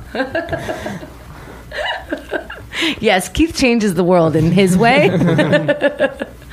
So does that? It makes sense to you, right? Yeah. I'm on board with that, and especially vibration isn't a woo-woo thing. It actually is vibration, and matter is an energy condensed to a slow vibration, as said by Einstein, or that old Bill Hicks bit. Or and also the way that because I tend to want to reject this first thing, because I don't want to fall into I'm going to believe everything that sounds lovey-dovey and connected to me, because I really want to have that kind of universe. So I first try to reject it. But the thing that convinced me a little bit more of this is I don't want that universe. I look around all these assholes. I don't want to be them. But you are them. Fuck no. As soon as you realize it, you see every move that somebody else makes, why they do it, and how you would have done it. You would have done the same thing had you been given that vibration in that, like you would be born in that. You know what I mean? Or the circumstances would lead you to the same thing because we have that same thing going. And maybe your breaking point on one matter would be a little further down the road, but your breaking point would be closer based on your sensitivity. A lot to think about. And because we don't make good choices, I can't really do this whole rap, I guess, but there's millions of TED Talks about science and why we don't actually do the stuff that's good for us and why we actually we're not good multitaskers. And there's also ones that say we are good multitaskers. What I'm trying to say is that we think we're smarter than we are, and we're just these creatures of habit and stumbling through life. And our thoughts are creating the way that our thoughts create our being in our life is that if you actually change your mind, if you make a decision that every time you think of yourself, you think of yourself in one way. Let's say you're always thinking of yourself, I'm a neurotic piece of shit, like I can't do this. Your subconscious will make sure that you keep going in that line of you being a piece of shit, so that when good things come to you, your subconscious goes, no, remember, we don't do that. So it swipes it off, and that's why we don't do the things that we are, quote, supposed to be doing, because we've convinced our subconscious that we're supposed to be going down the hill. Mm-hmm, yep. Yeah. Does that make sense? Oh, 100%. Fucking crystal clear. Yeah. So it's interesting, if you tell yourself that I am this way, your subconscious, you'll start seeing those coincidences that you were looking for in order to get you to the place that you actually really in your mind want to go when you admit that you want to go there. So as soon as you admit it, you start telling your subconscious. That's the whole law. This is the response I always get from Keith. Which one? Wake up people? Just being sarcastic. Oh, but he has to. That's the foil, or you're the foil. Which one is foil? I never studied comedy formally. This is the way my vibrations were put together and the way you chose for it to incur. I think it's a good vibration. Thank you. The law of attraction book says that everything we see in this world has a vibrational predecessor, so it has to occur as like a thought or a vibration before it can be a matter thing. Like, this was thought by someone, the microphones were thought of by someone, I was thought of by my parents. Not everyone was, but I was planned. I'm a good planned kid, and I think that's right. Well, the pickup artist says you should. Oh, isn't that funny? We can just like name a book like book says this horse shit because of this. So it adds up, and there's just a book of everything. And then at the end of the day, they're all right, because if you read on one subject, then you will turn your life into that vibration. If you want to read about anger and frustration, and if you want to surround yourself with people who are mad all the time, your world will pick that up, and the rest of your world will copy that. I would fail classes in school, and I'd say, this is according to my vibration, my spelling. I want you to teach like a law of attraction type thing, but using that tone of like your vibration. And it's always got a little sarcasm. Like, is he serious? I think so. He published books and he came all the way out to this hotel to do the Tony Robbins conference. Do you have other than comic guests? Do you have people like from that realm? Ever of the woo-woo thinking type of... Have you had Duncan Trussell on before? We were on his podcast. You were just on Duncan's? We were the last time we were in LA, and we're going to be in May. Oh, cool. Yeah, he's my neighbor. He lives just down there. I see him walking his dog sometimes. He is so cool. Yeah, man! I can only do a little bit. I like your micro impression. Yeah, that's a Zach Galifianakis bit I'm stealing. I think he did that first. This is very reminiscent of the Duncan Trussell show that we did. Yeah, because he and I were talking about gurus and geishas and everybody could be a guru and blah blah blah. And Keith was like, sarcasm. So we can all be gurus. Okay. I like it. That's all guru. How's anybody gonna learn? It's true. Yeah, and you need that voice within you or in a Keith to actually have the goods to back it up, because if it's all love, it's all vibration, then I'm good to go. And it's like, if there's it's all love vibration, maybe it's not. There's clearly this other force at play. It's not all love. There's clearly he does remind me that people suck. Yeah. He's like, don't forget, some people are not thinking like you, and they're not into trying to love you as much as they can. Yeah, isn't it like the amygdala? Like if it's the size of a grape, you're very nice, and if it's just a little bit smaller, like the size of a blueberry, you're a sociopath, and you just have no empathy or compassion for anyone. You're a serial killer. Are you trying to say that we should test Keith out? Because I've been wondering about that. Yeah, let's get it out. I've got a letter opener. I'm trying to think what fruit is in my head. I don't know. It's hard to tell. It's a pineapple. Probably a pineapple. Where was it just the last episode who was saying... No, it was on the Mike Kaplan episode. I was listening to you guys talk about Hawaiian pizza, and there was some mayor saying they were trying to ban pineapple from it, and you said that you tried it again just because it hadn't been a while. It's so good. It pineapple is. pizza? I order it. I not just get a slice. I order the whole thing as that, so that I have one slice and then another, and then there's no You know how it changing goes, guys. Yeah, I don't know what the problem with it is. What's wrong with pineapple? What's wrong with Because people are so constrict, as if there aren't enough rules for us. And they gotta go, no to pineapple, no to shrimp, no to Crocs. We don't have Velcro because people are fake upset about things. Velcro was so cool. It was the king. It was futuristic. It was easier to put on. It didn't get that dirty. It would get dirty with grass, but it would still work, and it was a sign of... Hey, you lady baby. I see your whole life. Yeah, I had to switch to laces, which I never liked, and I still wear them to this day. Yeah. No, I think it's safe to say that we don't like Snapchat anymore or Velcro. Fuck you. You don't know. And it's like Everyone Nickelback has their or fight. something. What's the that? things that are cool to not like, so that you don't have a personality. You just don't like Smash Mouth. You Right. don't like Nickelback. Okay, then don't like it. I don't like anything that's been on this show today. All right. You can still live a life. And that's you talking to you, so take it in. Me. Take it in, you, me. Seriously. So, are you guys ready for the 10 seconds of silence? I love it. Yeah. All right. I don't have to explain. You guys Nope. are fans. Yep. All right. Go. Fuck. It is tense. You don't lie about that. It is uncomfortable. Okay, second chance, You might please. have never done it before. That's funny. Here we go. Here we go. Okay. And Is it on go or? no, Okay. I'll let you know. Oh, fuck. I swear to God, there's silent seconds, but it doesn't count as the 10. Do we smoke during the 10 seconds? You can do anything you want in the silence other than disrupt the silence. I'm not going to smoke because I feel like it disrupts. Yeah, you got Alright. it. Okay, how do I keep And- busy? Go.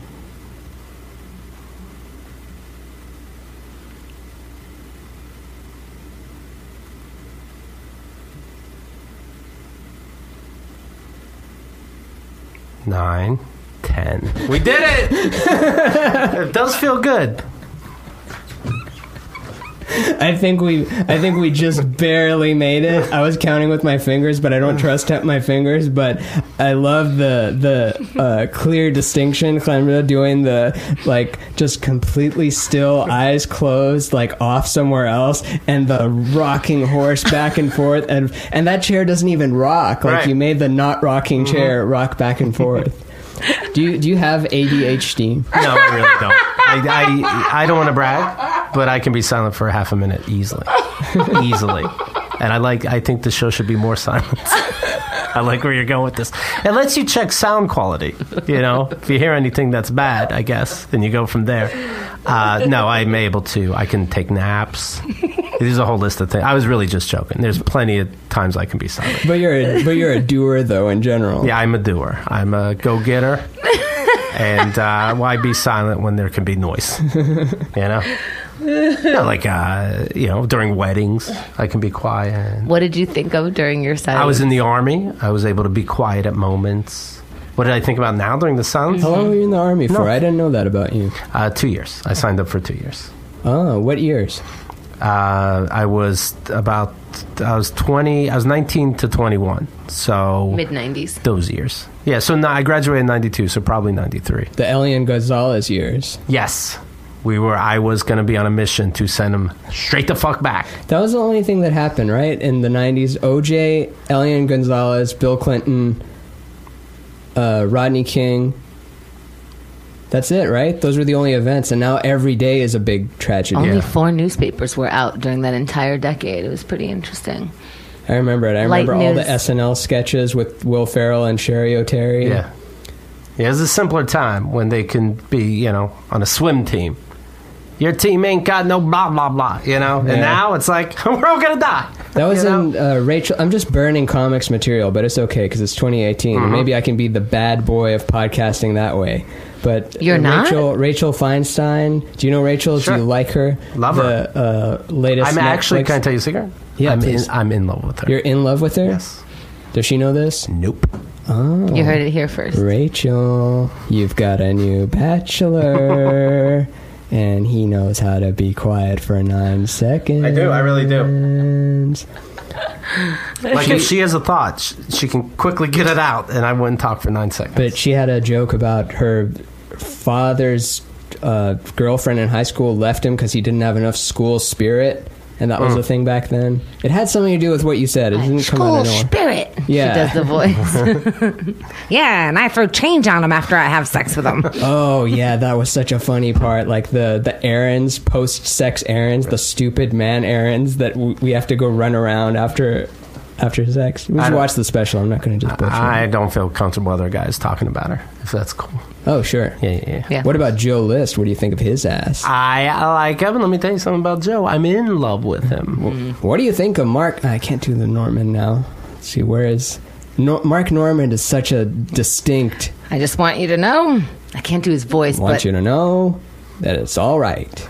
Now it's becoming a bastardization. Have you seen Annihilation? But just blow it's me. like that. All the impressions are merging together in one thing, and I'm the bear with the human skull screaming at you, or the Jane the Virgin person that got pissed at everyone. Do you get into that sci-fi stuff? I I assume do you sometimes, not a lot of it. Not super, actually. I don't see a lot of movies. I want to see more movies, but I just don't make it. Like, I haven't seen the new Blade Runner. I don't need to see Ready Player One. I know what that trip's going to be. That trip. Who am I now? Who says that? I'm trying to figure out the perfect way to talk, like, that you don't say, like, oh, I hate it when people say the word moist. I hate it when... I want to be one of those people that never says a thing that sets people off. no, say all the things. Say moist. Even the N-word and the R-word together. When all right. Microphones explode. that was a trip. Oh, it was? Oh, good. My father-in-law says trip, and I picked up on it because I don't mind trip. I started smoking weed actually not that long ago, in my 30s, and so and my father-in-law is an ex-hippie. He did acid before acid was illegal. Like, he was doing it every day, you know, this kind of thing. Then he found Jesus. Whole different story. But he would always say things like, "Oh, that's a trip. Oh, it was gnarly." Like, all this stuff.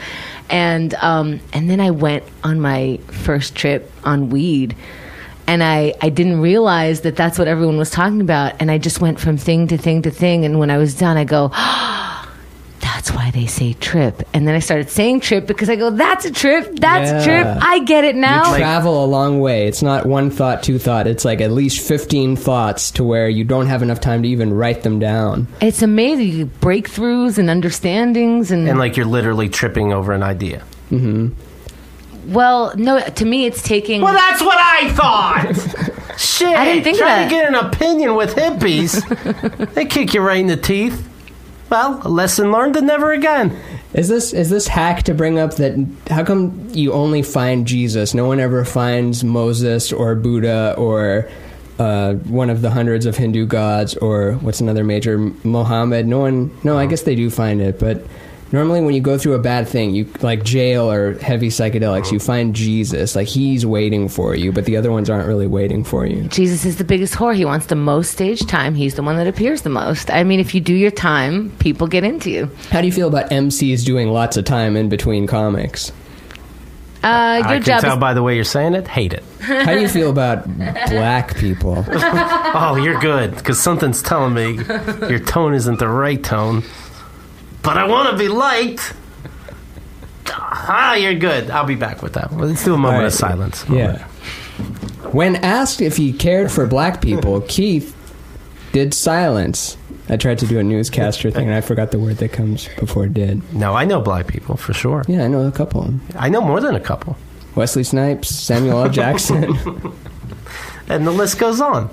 No, I have black friends. Chemda can tell you, right? One time, she's going to hate that I say this, but it's okay because I say it in public too. but we were at a taping for the Craig Ferguson show, and the stagehand guy, I forget his name, but it's a black guy, shaved head, and has glasses, and he's just there doing stuff for a mini sketch before the stand-up portion, and then my girlfriend goes like, damn, Hannibal's in everything. And I'm like, that's not a joke that she would make, but I'm like, and then like, you don't actually, it's like, that's Hannibal. I'm like, it's not Hannibal. It's like, yes it is. And I'm like, you're gonna feel so terrible. And of course the guy comes close by and she sees that it is not Hannibal. It was just another black man with glasses. Is it like just between us, in the privacy of your home, where you're like, I'm with a fucking racist, this is gonna be a sexy night? Yeah. Is it something like that? No. Oh, okay. No, but trying to think back on how this devolved so quickly. I did date one girl, this is forever ago, who did say that if she were to ever be raped by black people, she would, like, no way, like, she would just start shitting herself if she did. It was, like, specifically that type of How did this even come up? Hey, let's say you were getting raped. What's, like, the worst? I don't know, but it surprised me, and then you learn more things later on, and of course that ended quickly after, and her parents didn't like that I was a brown person either. And it's extra dirty. See, this is what I was talking about. That wasn't a crazy question. This is very, very many moons ago, but I just remembered that part of it. And what kind of brown are you? I'm Iranian / Persian / like, who'd you have on there? Mahmoud? Did you have someone on there? Muhammad. No, you didn't have Muhammad. Mehran Kagani. Mehran, yeah, I have an uncle named Mehran. I went to school with a Ramin. I only knew one, and he was half Persian. I'm half Persian. Oh, really? Iranian. What's the other half? Iraq. I was born in Israel, but my mother's family's from Iraq. Oh, okay. I thought you were just Israeli. Cool. Yeah, my mother was born and raised in Israel. No, I only know Arabic? the command words in Farsi. Bia, base, berim, bocho. Come on, kids. Let's go eat. Yeah, Yeah. eat, sit, do. Get out of my face. You know what a good Farsi word is? Toothbrush. Not toothbrush, but the word for toothbrush is misfuck. Oh. And it sounds like when you're brushing your teeth, when I'm like brushing my teeth. That's what I think about. Keith calls one of the girls that he's dating toothbrush, and now it's Miss Fuck. Right. Oh. She left a toothbrush at my house without telling me, so I just call her toothbrush. She assumes that she's coming back for a second romp. She had to have. It was a nice toothbrush. It was made of gold. It was the angled ones, you know. You pay an Did that extra disturb buck. you, like breaking boundaries? You're like, whatever, it's a toothbrush. It's Did not. it disturb him? It disturbed him 10 episodes of our show. Okay?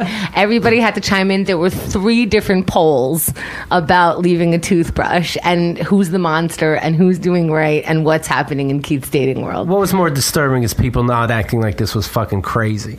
And then me saying, have you ever left a toothbrush at somebody's house without telling them? And everybody said, no, of course not. Then what are we talking about? Of course she can leave stuff. I think women heard me saying that I would not allow them specifically to have a toothbrush in my house even if we were having sex. Whereas I'm not saying that. I'm saying don't leave things behind and not tell a person when you start dating. You don't know if she hid a little camera in there or something. Who knows? Who knows? She's been trying to get in my tonsils. It's fucked up. What's that Seinfeld episode where he drops the toothbrush and doesn't tell? Costanza. Oh, no, that one. Costanza. That's what it sounds like, right? It was the one where I was talking about the one where Costanza leaves things behind and goes Costanza to get in women's heads. Yeah, leaves his clock behind or leaves his hat behind. But does he say that to the woman? Yeah, he leaves it, and then on the way out he goes Costanza and then closes the door. Okay, so even he, the biggest jerk in town, gives a warning. Yeah. So thank you. That reminded me of, so I was saying the Eddie Murphy special, there's another special, the Seinfeld, I'm Telling You for the Last Time, which is such a weird concept. Like, they made a big deal of like, no, I'm retiring this material I've done for a decade. I'm not telling it again. And now it's hack if you go to the same city with the same material. Like, you have to do it Louis C.K. style or George Carlin style. I won't say Louis C.K. Yeah, I want to keep my dick in, you know. Yeah. I was joking about taking it out in rooms, you know. You guys hear about that? He would masturbate in front of various people. Yes. I'm just kidding about that. You heard about that. I hope you caught that in there. Don't you hate that when you play dumb as a joke and the people didn't catch the playing dumb as the joke and they think you are actually dumb? You're like, no, I'm not actually dumb. I was doing the dumbness as a joke, but I'm also actually dumb, but not in that way. And meanwhile, we're both robots and we couldn't care. Yeah. Not robots, as part of a simulated reality, which means that you're made of information and not made of matter. Yeah, we call ourselves, it's like slang. We call ourselves robots. Oh, yeah. Gotcha. Yeah. I'm seeing robots. Yeah. No. It's the old Dr. Octagon song. Do you speak Farsi? Bobo June. I shouldn't call you Bobo June. That doesn't make sense. It's like, yes, my son.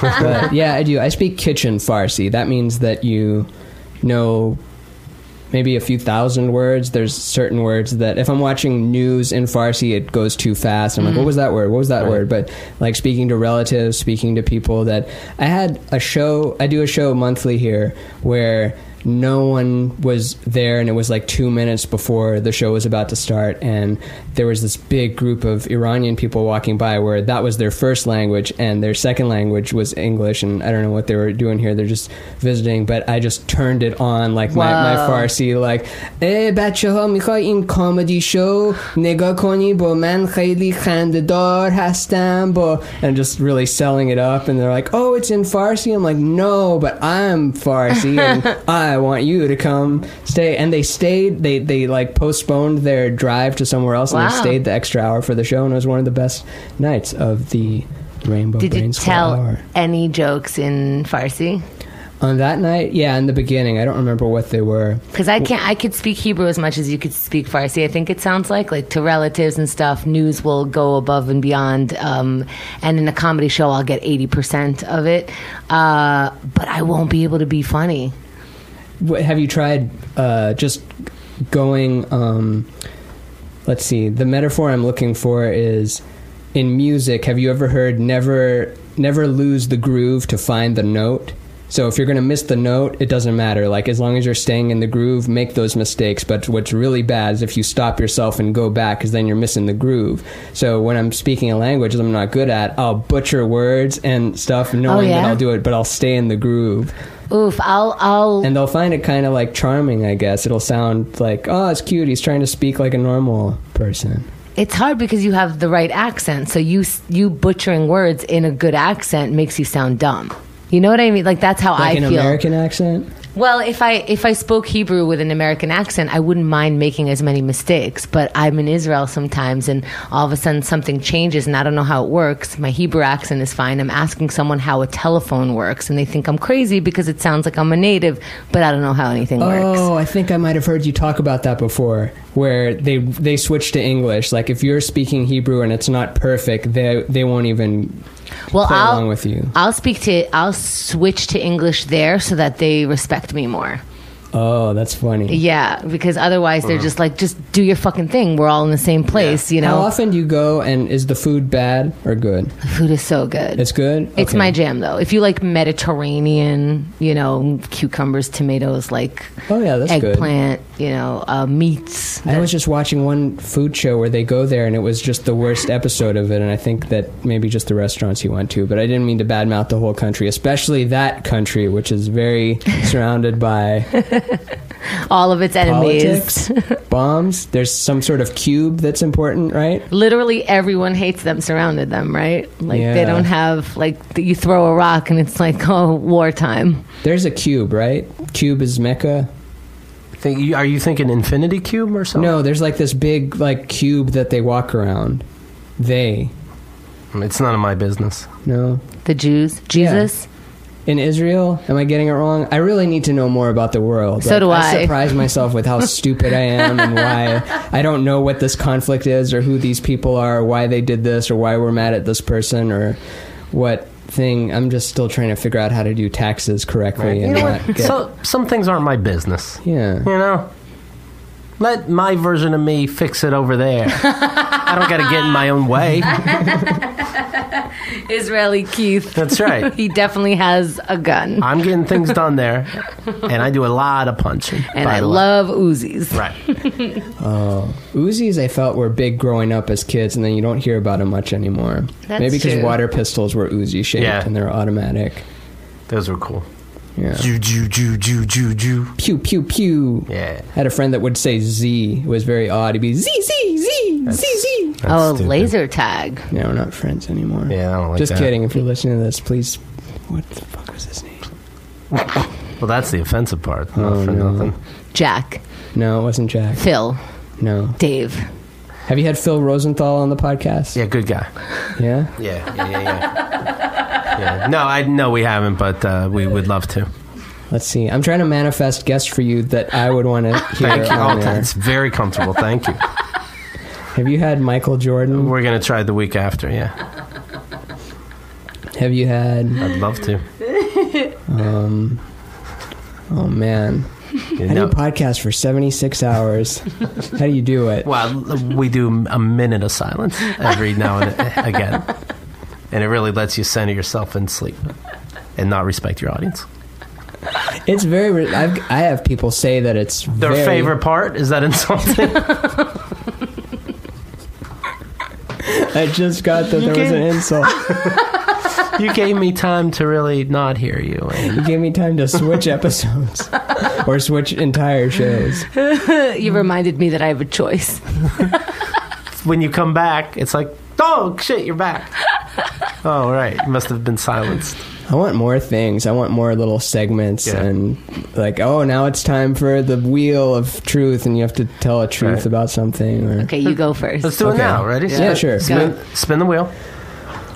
Oh, no. You landed on kick to the balls. How is that truth? There's only one of those to make it fun, and now you get kicked in the balls. Truth. Can I be the one that kicks it? No, you get kicked in the balls because you spun it. It's so fun hanging out with dudes. That's your go-to. Yeah, it always has to be the dick or the balls, the Pepsi of the colas of the dick and ball. Okay, That's Keith's truth or dare. Kicked in the ball. okay, spin it again. You get another chance. It's your show. Okay, has to go at least once. Okay, nice. Did it come off a little bit? Okay, there we go. Okay, all right. You landed on when is the last time you cried? Wait, we a need to week guess. ago. We need. Oh man. I'm gonna guess 6-7 days ago. It was exactly 6 or 7 days ago. All right, and what was it about? Just relationship stuff, not communicating well. Hormones. Hormones. So somebody had them. Yeah. Yeah. Let's see. Oh, I get it, bro. Yeah. Yeah. Okay, you spin it. Okay. All right. You get. Hold on. It's having the trouble letters reading are your really hand. small on this particular one. You get the selection of choice, Okay. which is phrased in the following way. Okay.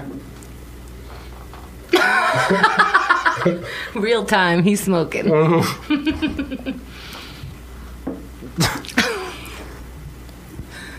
Do you Uh-huh. have... You think I'd be able to read it also, right? No.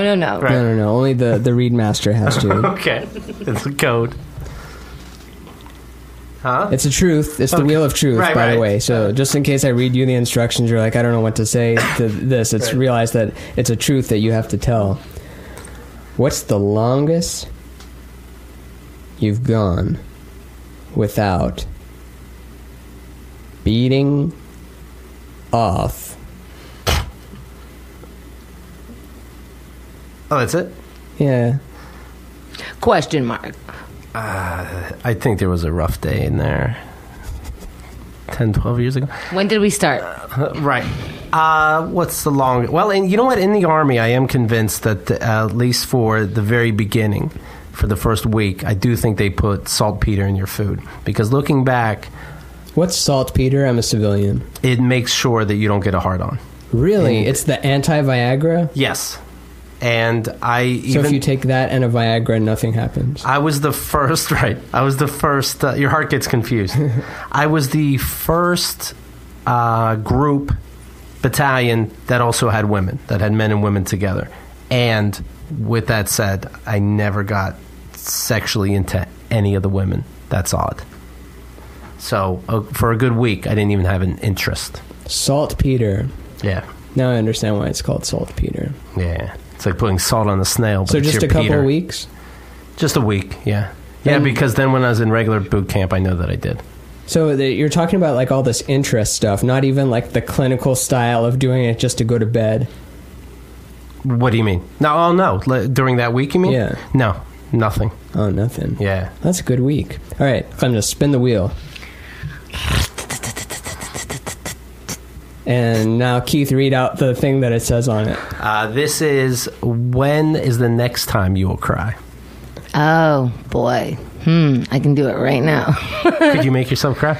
No, especially not like in this kind of scenario, but I cried walking up Runyon Canyon. Well, I would too. Jesus. I just had a moment. Who wants to do that? It was just all too much, this whole thing. This whole life, everything leading up to now, it just is too much. The whole thing's too much. I just should cry all the time.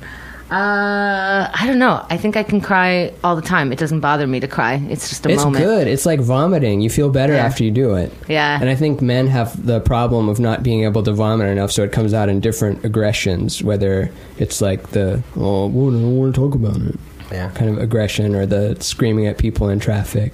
Can I say something to Rachel right now? I will cry and vomit. Doesn't bother me. Who's Rachel? My love, Rachel Feinstein. Oh, Rachel Feinstein. Oh, gotcha. Yeah. Have you met her? Mm-hmm. Of course. You can't just, what are you going to do, just fall in love and not meet somebody? Have you dated her? No.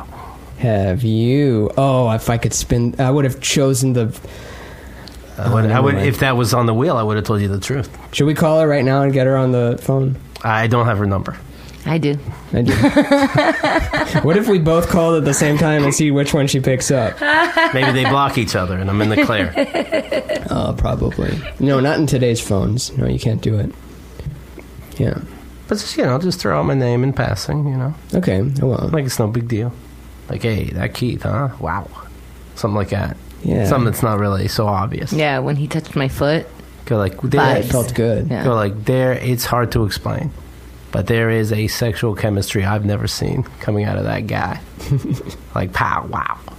And it is nice. Whatever words you say. You have the inverse of, I think on an earlier podcast, you were saying that everyone has a subtle undertone of hatred for Keith, but love him, but there's a subtle undertone of getting frustrated with it, which I don't feel. I'm just pure love for him. But I haven't spent that much time with him, but I have pure love for you. But I remember the late great Harris Whittles saying the inverse of that, which was, he said that everybody has a 20% crush on me. Because he was a short Jewish guy and he didn't really have something you could put his finger on, but the charm was just everyone was 20% in love with him, and he got laid a lot in junior high and high school. And jeez. And you know his whole story, right? Did you know him? Top to bottom. He's the creator of Park and Rec, right? Not the creator, but he was a writer on it. The guy died. Let him be the creator. Oh, okay. Holy He's the creator of Parks and Rec. Retweet. And everything else. Yeah, he created everything else. Mm-hmm. He's good. God praise Harris Whittles. Late great. Look him up if you haven't. And then he did too much heroin, right? No such thing. I think just the right amount. He died of the right amount of heroin. All right. That's not insensitive, right? Because it's the joke that he would have probably liked and made. Because isn't that great about dead comedians? It's like, no, you can say any bad thing you wanted because they were a comedian, and they would have wanted you to say that horrible thing. Yeah, I want to be clear. Only nice stuff. My friend Andy Ritchie died in 2015, and he had this joke where he wanted to go to someone's funeral with a monocle and a cape and a top hat and not talk to anyone and just go straight to the casket and go, checkmate, and then leave. And then everyone's like, did he have an arch nemesis? Who is this guy? And during his memorial service, like, all of us are just being like, is anyone going to do the bit? Funny. Like, someone's got to do it, but no one did it, and we all regretted not someone stepping forward to do that bit at his funeral, because we're all sad and his family's there, and maybe his family didn't know the joke, and we're like, what? Right. What's his asshole friend doing this? Even if they knew the joke, they wouldn't be like, you guys actually did it. That was a nice little change. Yeah, they're not caring about the joke. Yeah. But we'll never know now. I know that we all just regret not doing that. Do you have anything you want for your funeral or anything? Do you care about that stuff? No, have a party. I care about it in that when I say there's nothing after this and you just die, I do believe that. But, you know, you can still have a nice mausoleum or something for me. You know, you can still have a little building where my body is, and then dead friends that say they don't care what happens to their body, I'm going to have them stand in line trying to get into my club. And and then whoever says the most that they don't care what happens to their body, they're getting thrown out of the club. So there's wires and everything. Oh my God, I'm going to be the one getting thrown out. That's right. Who's the Happy bouncer? to do it. Dice. Dice is the bouncer. If Dice is still around. Okay, let's be honest. You know, how old is Dice now? He's in his 60s at least, right? 82. Hey, 82. There's 69. That is the year he's going to die. Come on. 69. Yes. It's okay to make fun of Italians because they're white. Mm-hmm. We will always have that. Just not Sicilians. No. Oh, yeah. You can't make fun of Sicilians. Irish, you can. Scottish, you can. Yeah. I feel like I've gotten to like 8 different points in this podcast where I die on a thought and go, well, yeah. So do you feel like it's wrapping up? Because I don't want to lose you guys, but I know that when I say it's wrapped up, then I just won't see you anymore, and then it's we'll do a slow wrap up. We'll start wrapping up. Everybody can get in. Because I think we're at 2 hours now, aren't we? We are? Everybody can get into the final wrap-up position. Yeah, just slowly wind it down. What was there? Yeah, we're almost at 2 hours. What if we hit 2 hours? Okay. What's almost? What is this, a trick? It's like 18 more minutes. I could do 18. Sure. Can we have a couple moments of silence? Of course. Okay, all right. I can use it in future episodes. Yeah. We don't have to actually do the full 18. We can just be like it rounded up to it if you're no, not I'm feeling joking. it. Fuck yeah. I'm into 18. But I like where we've gone. I like that we go into little pockets of simulation and serious, and we also have the balls. We do it all. We do it all. Now, Around the the world. Wheel of Danger. Go ahead, spin boy. it. Okay. All right, I You're want to up. go first, but okay. Oh my God, this is weird. Kick to the Oh, it's still balls. spinning. It went 2 more. A gust of wind perked it up, and in the rule book it says it's okay that if no human touches it, it's okay with wind. Kind of like golf. Golf changes it. Okay. What would you be more scared to have to do? Confront your girlfriend over something serious or a boss at work? Boss. Okay. All right. You'd be more comfortable confronting a boss? More scared. Oh, more more scared. scared of the boss because the boss isn't someone that I've chosen to like have a good dynamic with. It could be someone that like, oh, it's my boss. Like I just work here and I need the paycheck and I'm looking for another job, but you know, I don't have time. I get all this work and you have to write a new cover letter for every job you apply to, and that takes like 35 minutes each one. So I don't have time for that. But the girlfriend you want to confront about stuff always, because that's how you grow the relationship. I'm learning because I was more not talk about stuff in the past, and every year I become more and more open about talking. Do you about like things. it? I do. I like talking about feelings and being in this new era of men where you can't you know, it's not about the cigar smoking, suit wearing, secretary banging dynamic. It's the open talk about your feelings, be honest new man, which can still take Joe Rogan pills, but you can still work out and do all that stuff. But you know what I mean? It's What's like the biggest lesson you learned about yourself from being open with your girlfriend? Like what were you surprised by? Like, oh, I'm not like that. I'm actually like this. I make, you know, I make a mountain out of a molehill thing. I used to be the type of person that would hold it in and not do passive aggressive things, but hold in emotion passive aggressively and say, no, it's fine. And then let the anger build up to where you're just walking around at an 8 all day. And then just some little thing happens. I'll like drop a fork and I just go, fuck! And she'll hear it and then be like, that was an appropriate response to dropping the fork. And then I'm trying to say like, no, it's not about the fork, it's about that I just feel like I'm screwing up everything in my life, and then there was that one little thing that I couldn't even get the fork back to the thing. So I guess I would let anger build up in me, and I learned that I didn't have to do that. And by oh, your father must be so disappointed. in that. No, my dad's a softie. My dad's really cool. Yeah, he... That's unusual in Persian men. Yeah, it so is, but he loves poetry, and he's kind of the mix of both worlds. When he first started dating my mom, he had a leather jacket and motorcycle and had to pick her up like a few blocks away from her house, smoked cigarettes, drank vodka every day, but loved poetry and wrote poetry and takes photos of flowers. Like, that's his favorite thing to take photos of.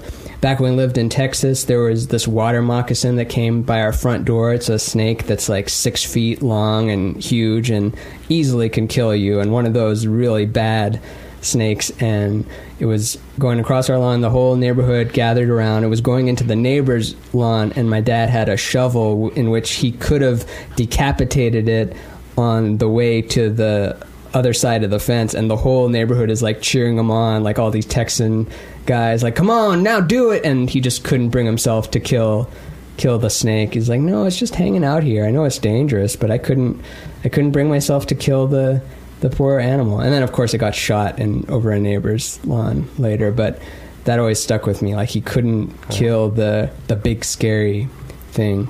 And I hear what you're saying. It's tough. You're absolutely right. They're all creatures. But he has anger stuff, too. Not like in being violent, but he'll have a short fuse way better than before. But like, just as my mom recounts, like, he had to always get in a fight with someone, like at the movie theater, has to get in an argument with the ticket guy or someone in the theater, or driving home. Just, it was endless, like, always. And he's not like that anymore? No. I remember one time there was a little like fender bender thing, and he was like going to get out and fight the other people in the other car, and his friends had to like hold him back while laughing. And I knew he wasn't going to do anything. It's more while just laughing. It's funny. Like, has the temper. But I know where that's from, because he had a dad, and he had actual, like, the stories he tells me, like at school or at home, where they'd have to push a pencil in between your fingers as punishment, not just like getting spanked or hit with wood things, but the pencil being like pushed deep into the, what's it called? Webbing. Your fingers? Yeah, webbing of your fingers. He's like, and I can still feel it to this day. I'm like, I'm so glad I didn't get any physical stuff like that. So yeah, I'm lucky.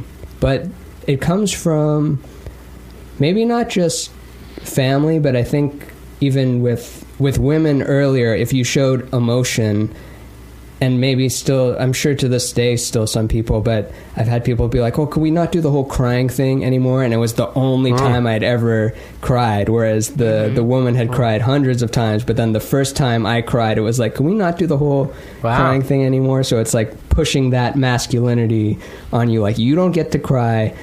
Also, my parents didn't like when I cried either. It was just like, what would you be crying about? Just stop. I would get it would that gross too. them out. I would get like, no, we don't cry. We like talk about our, like, what talk we want. about we it. don't Just tantrums. shove it down and go to sleep. What the fuck is wrong? Yeah. My dad would give me something to cry about. Was always the thing. Yeah, it's just like, you will never have something to cry about. Just shut up. Which one was Iranian? Which one was Iraq? My father was Iranian. And my mother was born and raised in Israel, so but she was so OCD, and they're so old school. They would say weird shit to me, like they're just disappointed start to finish, but they would say things like, who's gonna marry you with that laugh, or you showed them. Yeah. Or your boyfriend lets you out at night by yourself. It's not weird to him. Yeah. Or when I was like 18, I was getting old, and you had to start pumping out babies before 19. Oh goodness. Oh geez. What do they think now? Is it all good now, or is there like subtle undertones of stuff you can't talk about? Are they alive? Do you talk to them? Nope. They don't talk to me. They don't talk to you at all? Are they alive? They are alive. Yeah, they talk to my brothers. They talk to me. They talk through the goy. How long has it been since you talked to them? At least 2 years, maybe 3. I don't remember the date. Does it bother you? Do you have arguments in your head with imaginary versions of them? I have let go of most of it. And sometimes if I have any kind of emotion about it, it's usually a quick cry, because it's just like, wow, I have to see them as dead before they're dead, and they're still doing that. Like, you know, and then I had health issues, and they went to see my brother's newborn baby, but they didn't stop to see how I was doing. Damn, that's cold. Yeah. That's cold as ice. Yeah. Yeah, I can see why you wouldn't talk then. That's a weird thing, that renunciation of your child. Of you want it to be like the movies, like where the kid does no matter what bad thing. It's like, well, when you have kids, you understand. It's always your kid. Yeah, I get why they're very uncomfortable with all of my life choices, and it feels like every time I'm around them, they're just waiting for me to be the gross person that I am. So they're just uncomfortable all the time. I think they just want to stop. And they don't. I guess it's too new of a technology to be proud of you for being in this world. L-O, don't even finish that sentence. Right. Proud of me for what? There is not one thing. So they couldn't be, unless you fit within that having kids at 19, conservative, whatever their idea of correct life is, they just don't. What about your brother then? What does your brother do? Well, it doesn't... He's a good boy. He's good, perfect boy. Well, I just feel like... There's definitely a difference with how they're raised. Yeah. Boys and girls. They had different parents. Yeah. Yeah. So they... my brothers can do a little bit wrong. Don't get me wrong. They get shit too, and they get their own version of shit, but... I'm very embarrassing. Boys will be boys. Yeah. And you've got to wear the girder and pump out babies and not speak unless spoken to. Yeah. And I have a talk show 5 days a week where I talk about my personal life. Oh, yeah. That's really big. Don't talk about personal life. We keep that within. No, I get that, but I'm lucky that I didn't. I mean, I do have Iranian parents, and we annoy each other in our own way, and I have arguments with them in my head that isn't them, but sometimes is. Like, I'll have a fake argument in my head, and then I'll have a phone call with them, and it'll be exactly that. It's like, I predicted the thing we'd talk about, and I already lived it. I shouldn't have to live through it again in it. But it's still all love there, and not ever not talking to each other or hanging up thing. I'm very fortunate in that way. And my mom's side, my grandpa, who died last year, he was super progressive in the sense that he had 2 girls, and then people in Iran would be like, when are you going to have a son? When are you going to have a boy? And he'd be like, my girls can do anything your boys can do and better, and would let them wear bikinis and do all that stuff. So super good side there. That's very progressive. Isn't that funny? Bikinis, everybody. Sorry, they got it. And you had to end up with your parents, and then your life sucks ass. But you're free though. You're not.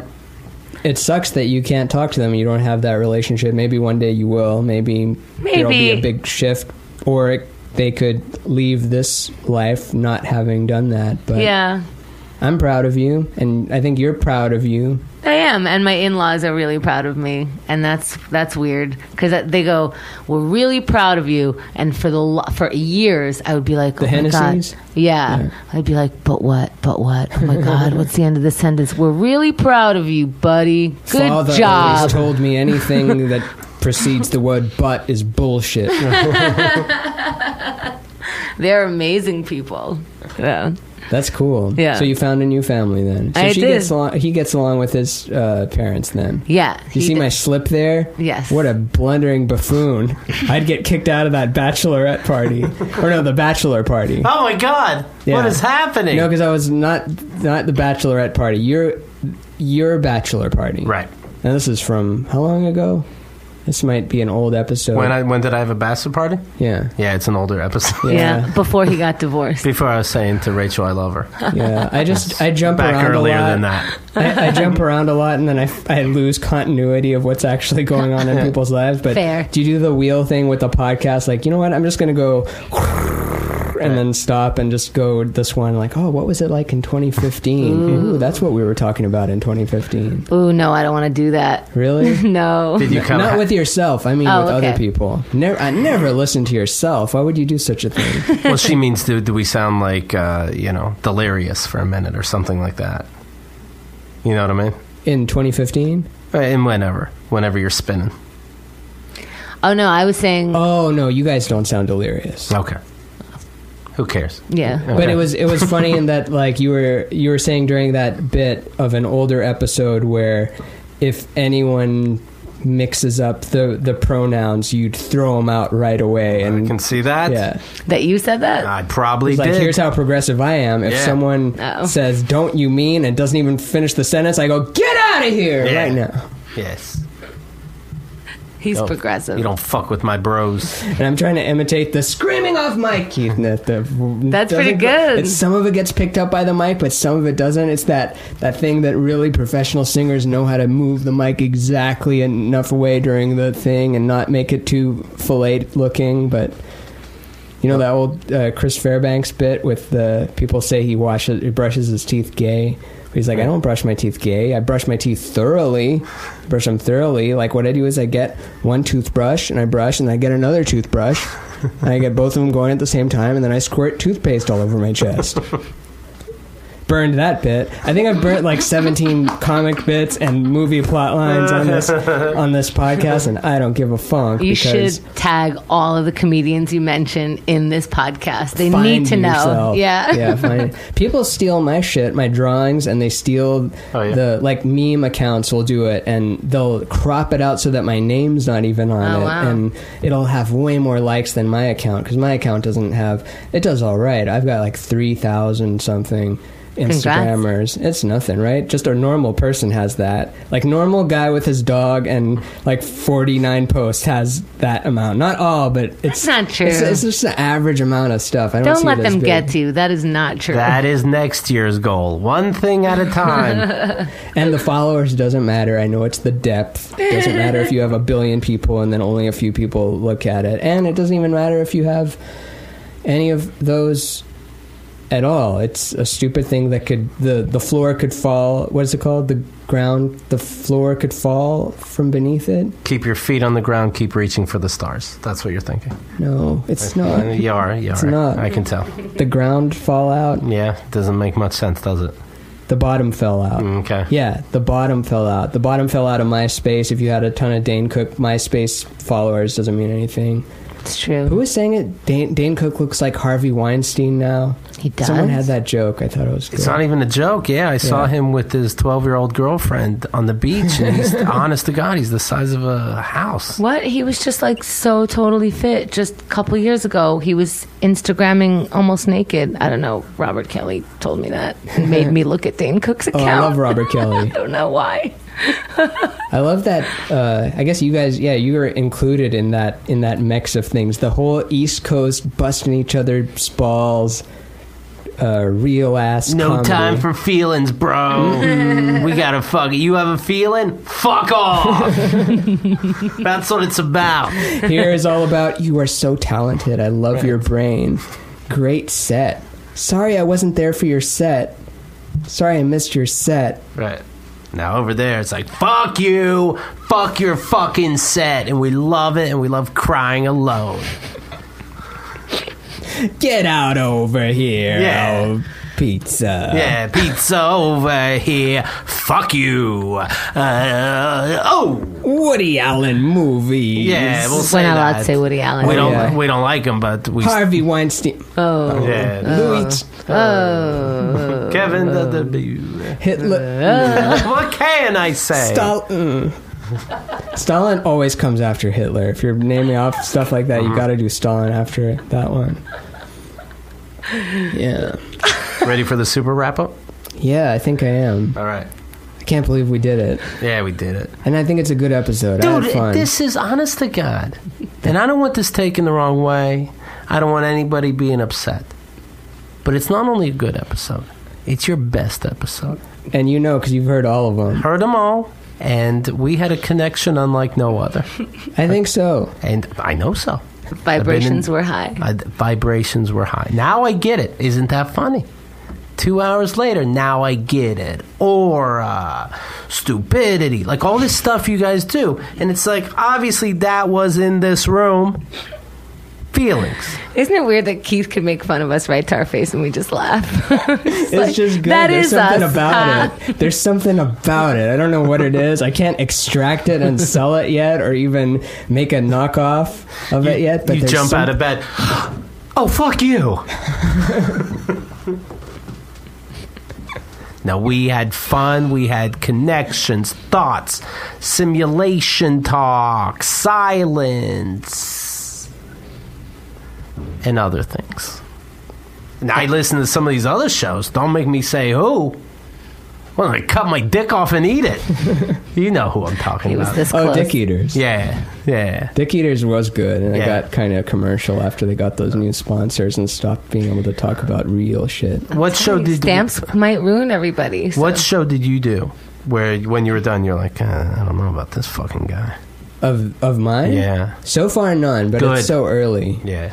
And I don't know if I'd post it if I did. Good for you. I would just say that the episode got lost. Yeah. Well. And it's like, where did it get lost? Oh, no. Ah, I guess shit. I'll have to post it. There's a... I didn't think my lie through. Oh, right. Shit. Okay, I have it. It was under the keyboard. What about you? Who's your worst guest? Oh, thank you. Sometimes you can tell what somebody wants to share by what they ask you. What would you do if you had a time machine? I'll tell you what I would do. I would rehabilitate Hitler, and I would be a better person. Such a deep kindness. And what would you do with anything? If you could do anything in the whole anything, what would you do? That's a good one. Not even a time machine? Wow, Just what would you do anything. if you could do anything? I would randomly burn a rehabilitation station and just hope that Hitler was in there because that's what keeps it. You're not even in the 30s. You're still in 2018. He's probably not in there. You just killed a bunch of innocent Fuck. people. All right. Who knows what I do with this time machine? She's making sure. What would I do? I don't know. These are too complex for me. See, I know what I would do, so. I couldn't kill anyone, and so I would maybe... I don't know. I'd make that's it the thing. so- Why do people always want to go back and kill people? Now I feel pressure to be a murderer. I'd make it so more stores had jeans that didn't have holes in them. Change up You just styles. go back to 93, right? If I can do anything, yeah. I would bring back neon before neon was a thing. I'd convince people to quit pretending. You'd be a god if you showed up with neon before there was neon? I would be a god. That's what I was trying to get at. Yeah. That's what I would do. Fuck yeah. Become a god. Imagine you're a god and you don't know if you're in a simulation. Probably are, Yeah. I'm trying to tell you something. but I don't know. You ever hear me talk about the... Now it's really winding down. I really wanted to get the wind down, and now I'm saying more things. Say it in like, but you could say it, but say it in like a winding down tone. Oh, yeah. Well, looks like we're winding down to the end of the episode. But with that said, what thought did you have? With that thought, I think that it is a simulation, Okay. but By the way, you're glitching right now. but when you say simulation, different models appear in different people's heads, and you have to spend a lot of time kind of comparing models of what do you mean by simulation. And once you start going down that road, you kind of end up at not knowing anything. Like, have you ever played the game in Wikipedia where you... Because in Wikipedia, it describes something and then it has links in the sentence. And if you click on the first link of Wikipedia like 7 times in, much like the Kevin Bacon game, it ends up at philosophy. Like, it's like, what is chair? It's made of wood. What's wood? Wood is made of tree. What is tree? Tree is, it's a life form from this species of life. What is life? Life is, and then it just, like, you're 7 steps away from just being, just philosophy. The discussion of what is this shit. That's a fun game. You ever play Destiny? That's a game. You ever play Miss Spear of Pac-Man? Destiny? You ever play Miss Pac-Man? You're like Miss a record Pac-Man. holder, right? You have like all the records on Miss Pac-Man. That's why I She's the brought it best. up. And then Keith played, and then he beat all your records Nope. like 10 times. Nope. No. That was a different game. Quicks is my game. Oh, Quicks. Okay. Have you been to Button Mash down the street? No. It's old school arcade games, good food, good fun. Like lots of like the old Simpsons game, Pac-Man, Tron. That's fun. Tap Room. Arkanoid. Arkanoid? Yeah. Okay. Arkanoid is the wrap-up word. Arkanoid. Ooh, okay. I just lost the file. No, this file's being kept. All right, we've gone over our stretch goal. We did it! And I'd We like to did thank it! you guys for coming. Thank you, listeners. Go to keithandthegirl.com, buy the premium episodes, go back in time, give money for Chemda's operation, support Keith's various goals. Thank you. And don't spin that wheel because you're just going to get kicked in the balls. You're going to have to talk about yourself crying. So don't even spin it. If they ask you to spin that wheel, don't spin it. No. Never works out well. Rach, I love you. What if at the end you leave the mics on and don't tell anybody like you do the beginning? Yeah. Yeah. Okay. And that's it. Good night, everyone. Thanks for having us. That was super fun. Yeah, that was great. Yeah. Now some personal stuff I want to tell you. Sure. Completely and uninhibited. Thank you, buddy. Oh yeah, thanks for coming. I love the shift of energy right after you record, and then when you're not having headphones and Right. Yeah. just a different vibe for it. Now I'll shut it off.